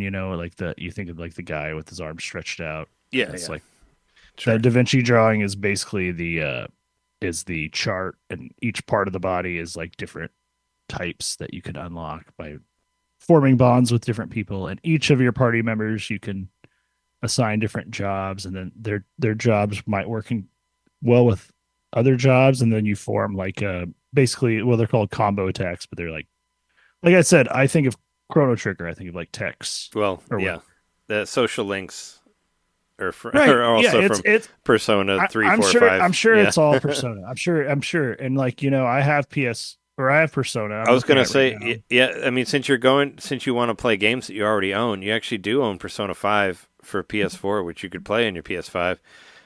If you really like Metaphor, you should go back and play Persona 5. It's very similar, except there's much more technology in it. Now you can take trains, and it's also I don't in know. Tokyo I've or whatever. been listening to some podcasts and stuff, and I've heard it's like more streamlined and a little more accessible than Persona, which is probably why I like it. Well, Persona 5 was pretty, I don't know. I like I mean, I didn't beat it, but I put a good 30, 40 hours into it. And I or also whatever. think like not being in like a high school setting, like I Sure. like that because it's more like obviously, the games I talk about all the time are almost always like You don't have a cat telling you medieval. when to I sleep. love medieval fantasies, I love that. And Yeah. this is like going back to the age of magic and wizards and dragons and all that. So you get that here, and I don't know, something about that atmosphere I really like more than a modern Japanese high school. I think the setting probably has a lot to do with why I like it better. For sure. There's a cat in there you talk to. Yeah, but it doesn't tell you when to go to sleep, right? It doesn't like. He doesn't, but he's pretty critical, like how you do anything really. I mean, do you have to like? I mean, well, Persona 5, it took some days before you could actually do stuff with your nights. Like, I think this one's a little bit more open, right? Where you have a little bit, you have more like leniency on when you don't have to like automatically go to bed for like the first week or whatever. And near as I Like can that. tell, you can spend your time however you want. Once you're done with something, oftentimes it'll like prompt you to be like, "Are you just done with this for the day?" It kind of like pushes you to be done with it if it's not going well, or maybe it's the end of the event or whatever you're part of. But I don't know. I really loved that. I would go to, I'd be playing and I'd just be mopping the floor with enemies for a while. Then all of a sudden I'd face a new enemy type and they would just kill me. And I'd be like, oh shit, what I do wrong? And then I'd realize I'd have to go back to academia, which is the, whatever the hub place you go to like change your classes and stuff. And I'd go back there and I'd like change classes. And then maybe I'd go in and I'd change up my equipment. And then I'd try that enemy again, and I just like it would be totally different. Maybe I wouldn't like win, but I would do better.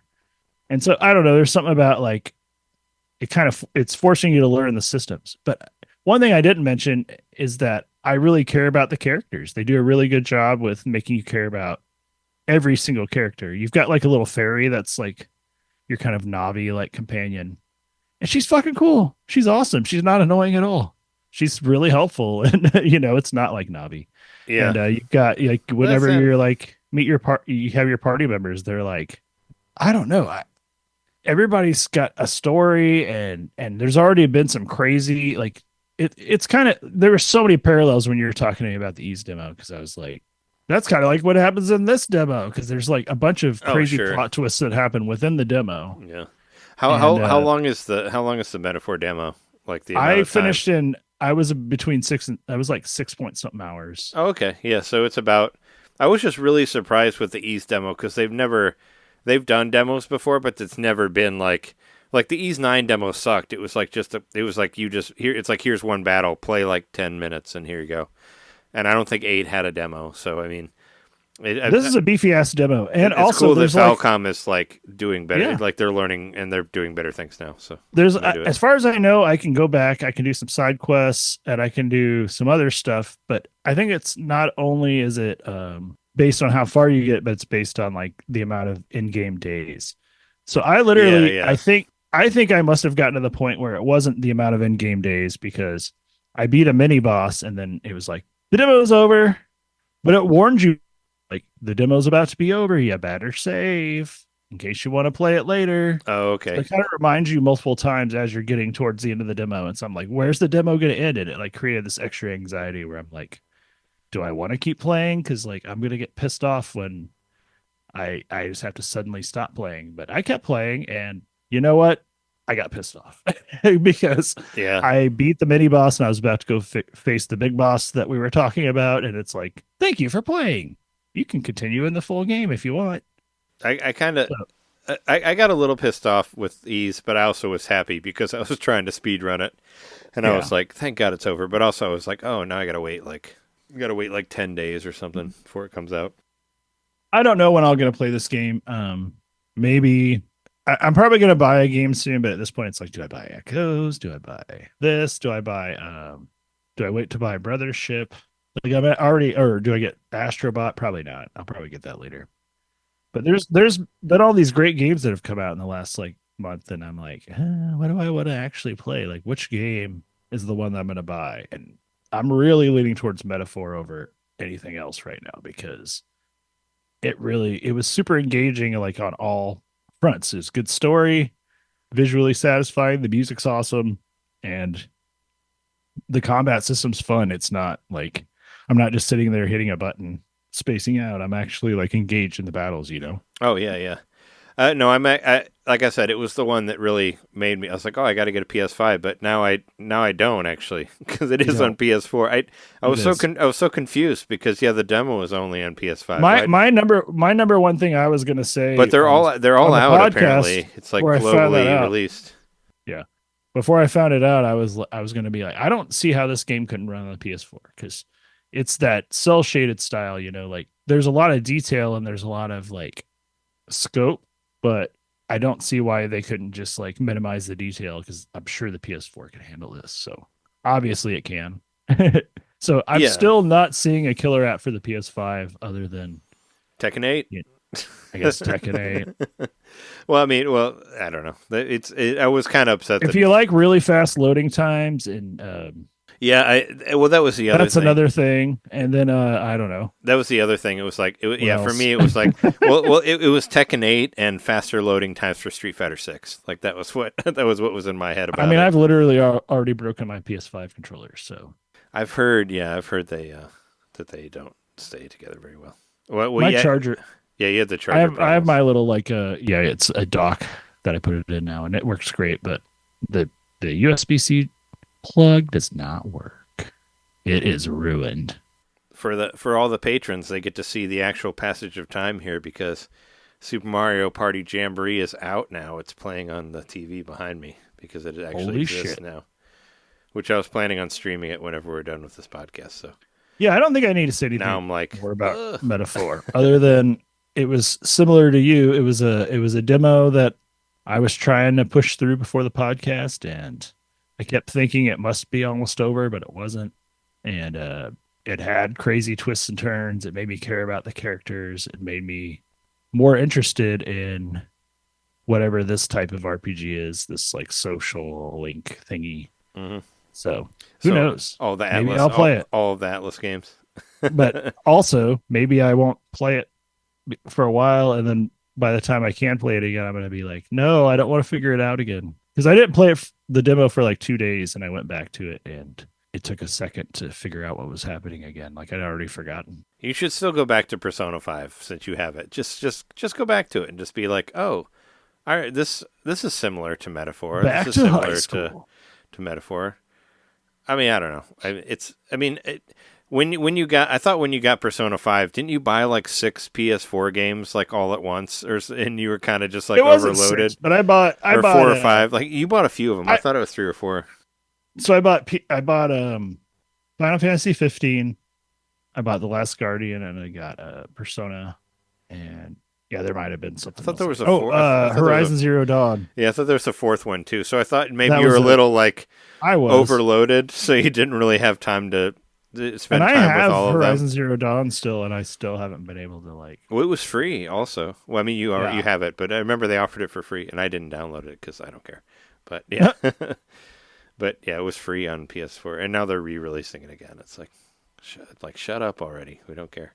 But yeah, I think that's good for what I played this week. But just go back to Persona 5. Just try it. And I'm going to go back to that. I'm going to finish that Ease demo. Oh, yeah.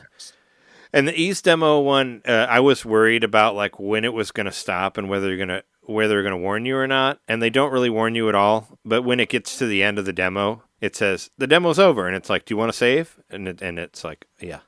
So when you get to the end, it's like, oh, do you want to save your stuff? It's basically like, do you want to save? Do you want to go back to the main screen, or do you want to go to the eShop? Like it gives you like those options, and so you can save it at the end. So, but I hope that Ease 10 came out last year in Japan, so people already kind of know about it. But and Metaphor Refantazio is a great game, I'm sure. But I just want people to notice Ease 10 and how good it is, because I really like it a lot, and it brings back that love that I had for Ease 8. So I'm very excited to play through the rest of it. So I was happy that I made it through the demo, but also kind of pissed that I couldn't keep playing the game. So, I mean, but that's any good demo should do that to you. That's the point, because they want you to spend the money on it, right? Because like once you get through it, you're like, oh, fuck, I love this game, and I didn't want it to end. But, if you're doing it early, it's like, oh, well, now I got to wait like 10 days or whatever, until it finally releases, and hopefully I can not too distracted or whatever. But let's do some news stuff, and we'll be done here. News. Don't snooze or you miss the news. Speaking of being distracted, like I said last month, like I said last week, there's a whole lot of games coming out this month. And this week alone, just to remind everybody, I put like, seven games that are coming out this week. So this week, releases, we have Neva, unofficial sequel to Gris, same company, coming out. Also, Crow Country is coming out, like as of when you'll hear this. That's the one that's like Resident Evil, but it actually kind of has an art style that looks more similar to Final Fantasy, like 7, 8, 9, that sort of thing. But I'm really interested in getting this game, and it's been reviewed pretty well so far. So I'll probably pick it up. Super Mario Party Jamboree, which is out right now. Patrons, it's playing on the background right here. I already have it. It's ready to go. I'm going to play it online. Super Mario Party Jamboree got a 9 out of 10 on IGN. Kind of blew me away. Like I think that's the highest that any Mario Party has ever scored on IGN. Logan Plant does love Mario Party though. So. That is true. He reviewed it, but other people like it too. Like it's gotten 9 or 10s like pretty much across the board. I think what was it? It's like not GameStop, but it sounds like GameStop. What's that other? GameSpot. GameSpot gave it a bad review. They gave it a 6 out of 10. I want to know what GameSpot is. Which isn't bad. It's about a normal. Sure, Mario Party average review. or whatever, but they gave it a 6 out of 10. But everybody else that I saw gave it like especially 9s or for 10s. Mario Party, that's normal. I'm mostly interested in the pro mode. Like I'm really interested to see like where you can actually make Super Mario Party like more competitive. So and is also like kind of like sort of Fortnite type stuff where you can have like more more people playing online, and there's like a rhythm mode, and there's a bunch of extra shit on there. It's like pretty heavily loaded with stuff from what I heard, and there's a lot of cool new mechanics happening with it. I'm really excited about it. I was just talking to Jess about it earlier about how you can get this partner, or you can like buy 2 stars at once or whatever. But I didn't know. I just learned this from one of the reviews that you can actually steal the partner from somebody by like passing them on the board, which is something you could actually do in Billion Road that we played, the Japanese board game that we played a bunch during the pandemic. You can do that as well, where you get like a partner that helps you, but somebody can actually get it from you if they pass you on the board and that sort of thing. So I'm really excited to play it. I'll be streaming it after this. So check out youtube.com/NintenDomain podcast. It'll be up there after that. Killing Time Resurrected. That's the newest Night Dive Studios game. It's a FPS with the FMV. Like I'll definitely get that one coming out on the same day. Was it Retro Arcade? The Halloween beat 'em up and the Ash vs. Evil Dead beat 'em up. They're separate games. They're $24.99. They're coming out this week as well. Crazy. And the Teenage Mutant Ninja Turtles Mutant Unleashed, which is based on the newest Teenage Mutant Ninja Turtles movie. That's coming out this week as well. And Blazing Strike, which is a 2D fighting game, which is made by like one person, and it uses the same. It's made in the same shit that they use for like Mark of the Wolves and like Street Fighter 3 and like all these like really really great looking 2D fighting games. And I'm really interested in it. It came out at $40. Like I can't really swing that right now, but I'm interested in trying it on a sale or something. But it's crazy that it's like one developer made this like incredibly animated like a fighting game, like and all the characters and the backgrounds and all that shit. So I am interested in it. So yeah. Oh, we should definitely talk about this because I said it at the beginning of the show. Game Freak got hacked, which I think I said Pokemon Company, but close enough. I'm sure. Have you been looking into this at all? No, yeah. Game Freak got a massive leak, which there's like some stuff in there about Gen 10 Pokemon. Yeah, obviously we knew that was going to happen. That's. No it's also about remakes and stuff. But like the big thing that's kind of I think it should be the biggest deal is that a lot of personal information got leaked from like people that work there, and that's not cool. Yeah. And they say it got leaked. It wasn't leaked. It was hacked. It was stolen.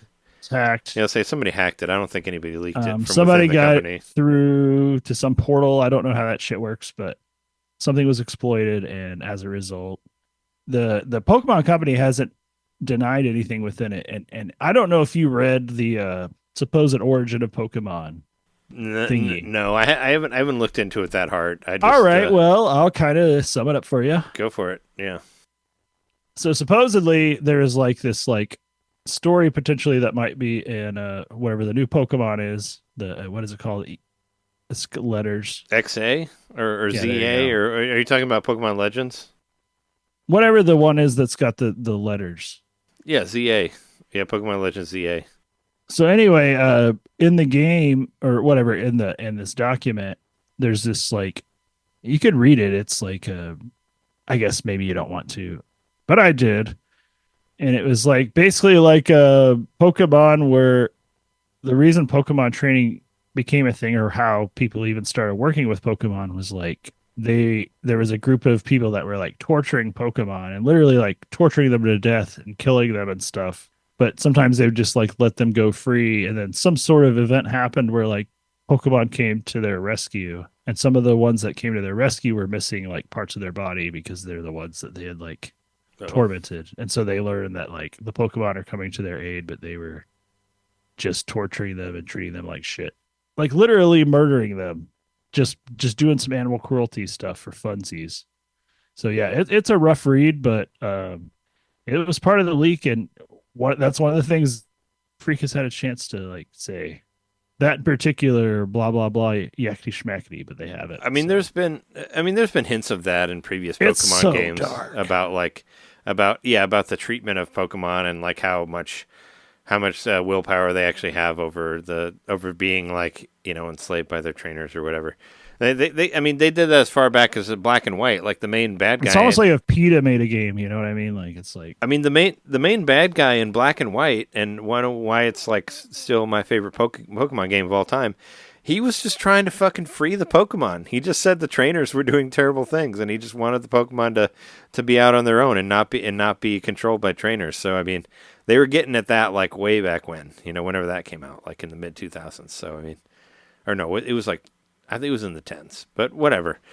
It's just some really, really dark shit. I'm just saying they've hinted at that at various other Pokemon games where and the bad guy is always like, hey, maybe we shouldn't be making them be in balls and fight other animals and all that, or Pokemon. So, but that's the main thing I read, and I didn't dig into anything else. I was like, for the most part, I'm like, I just don't even know how this helps anyone. It's obviously just somebody doing it for internet points or whatever, but I don't know how anything was gained by this.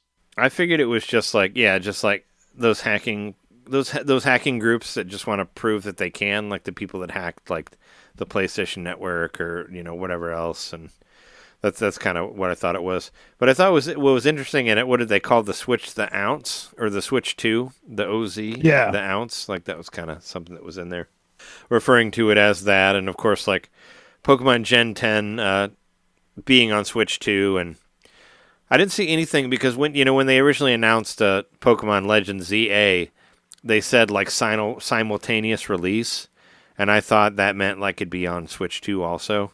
But right. I guess they didn't find anything from that because I'm sure somebody would have blow up about. I mean, I don't know what else they would be releasing it on. They're not releasing it on the PlayStation. Yeah, right. So it was just kind of weird that it said simultaneous release. It's like, oh, you mean like in Japan too? It's like you've never really had a. Well, maybe it's also going to be on the Alarmo. Yeah, right. Pokemon. Yeah, updates. But yeah, I mean, I'm not. I don't want to. I don't look into it too much because I don't want to. I'm not. I'm not. I think it's worth mentioning, and it's part of like the. It was a big news event of the week. It's one of the things that the internet. We're always like the internet's great. I mean, it's one of the things that the internet's bad. It's like bad actors that are capable of being this. Like, I don't know. Like these people could be doing this for good and not for exposing the email addresses or whatever the addresses of people that work at Game Freak. I don't know. Like that kind of seems like a dumb place to put your focus if you have this intelligence and this ability or whatever the hell you want to call it. You're just that good of a hacker. Why don't you go like hack the fucking White House or something? Yeah. Do something that matters.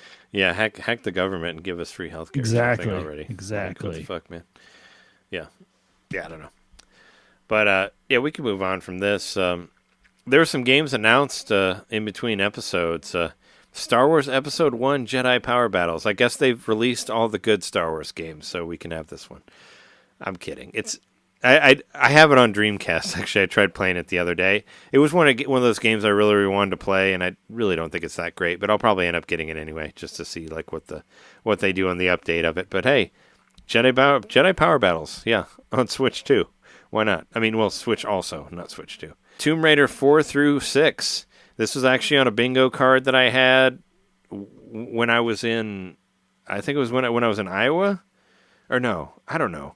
It was one of those directs that happened around the time of me playing the original Tomb Raider 1 through 3 release, and now they're doing another one, Remaster 4 through 6. Cool.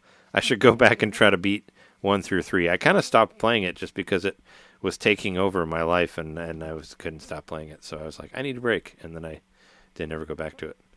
But I'm happy that it's happening. It's coming out next year, so cool. More Tomb Raider stuff. Put Tomb Raider Underground on there, or no, Underworld. I like that game.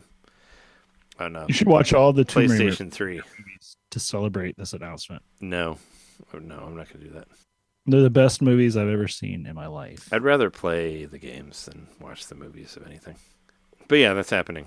Let's talk about the N64 analog thing. Sure. That came out. So, well, it's not out.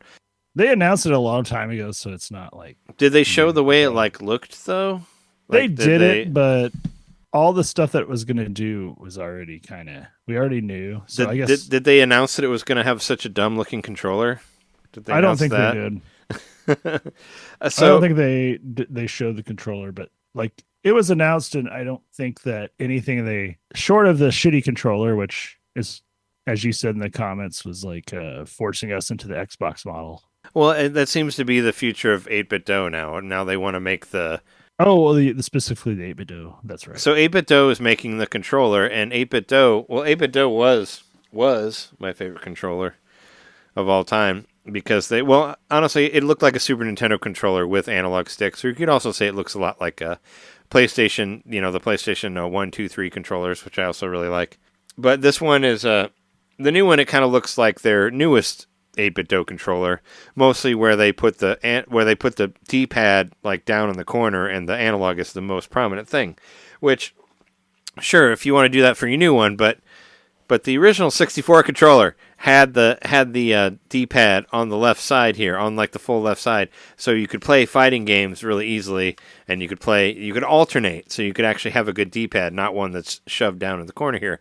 I wish they just would have been said like this will work with the Nintendo Online N64 controller, because then you'd be like, hell yeah. I mean, I'm sure there's a way to do it. Actually, I think you can. I mean, you could probably make this connect with the Bluetooth that it uses or whatever.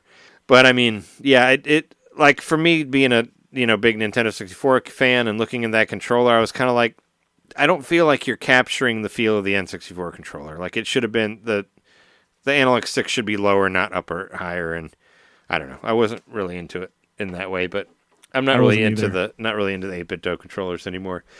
I'm into these analog systems, but of all the systems, the N64 is the one I care the least about. I mean, I've said that in the past. So it's like, what about it? What do I want to play in 4K that I own, like that I can't already play on my TV some other way? And maybe it's not, up-res to 4K, and it's not running on original hardware or whatever. But Body Harvest.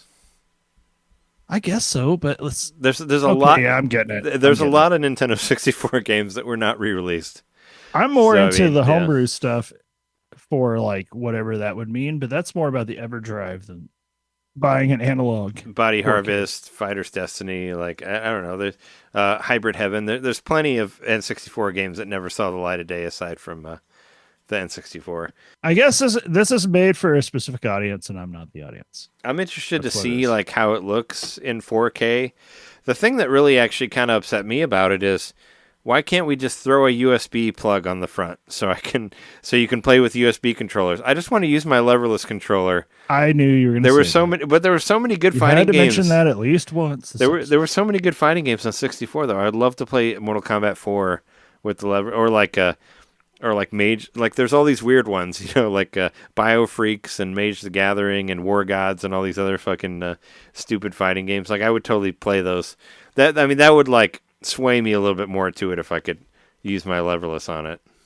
I was doing some sort of related, because there's a Goemon game you really love on Nintendo 64. So I was like, yeah, I've been doing a lot of research about Japan, because we're gonna go to Japan next year, and we've been planning that out. I'm not even gonna say we're probably going. I'm saying we are going, because we've started like doing some concrete planning. But there is I was like just doing some like research on just like history, folklore, whatever, just kind of like I'm like excited about Japan. I'm just gonna like look up these random YouTube videos, and I found this video about like whoever like there's like this samurai who's legendary for being like the laziest samurai, and in that whatever he wrote, like it had something to do with the word ganbare that he kept mentioning. And ganbare, from what I remember, ganbare is like the concept of just getting through the day. You're just getting through your day-to-day life, kind of.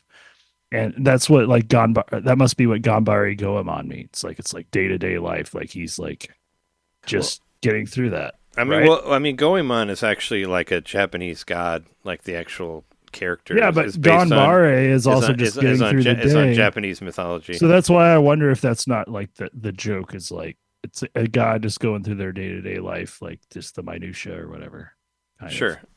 But yeah, the Goemon character in themselves is like is like a character from the 1500s. I just remember specifically Ganbare Goemon was the name of the game. That's why I was like, that's got to be related to the laziest samurai in history. That's got to be like, there's got to be some sort of link there.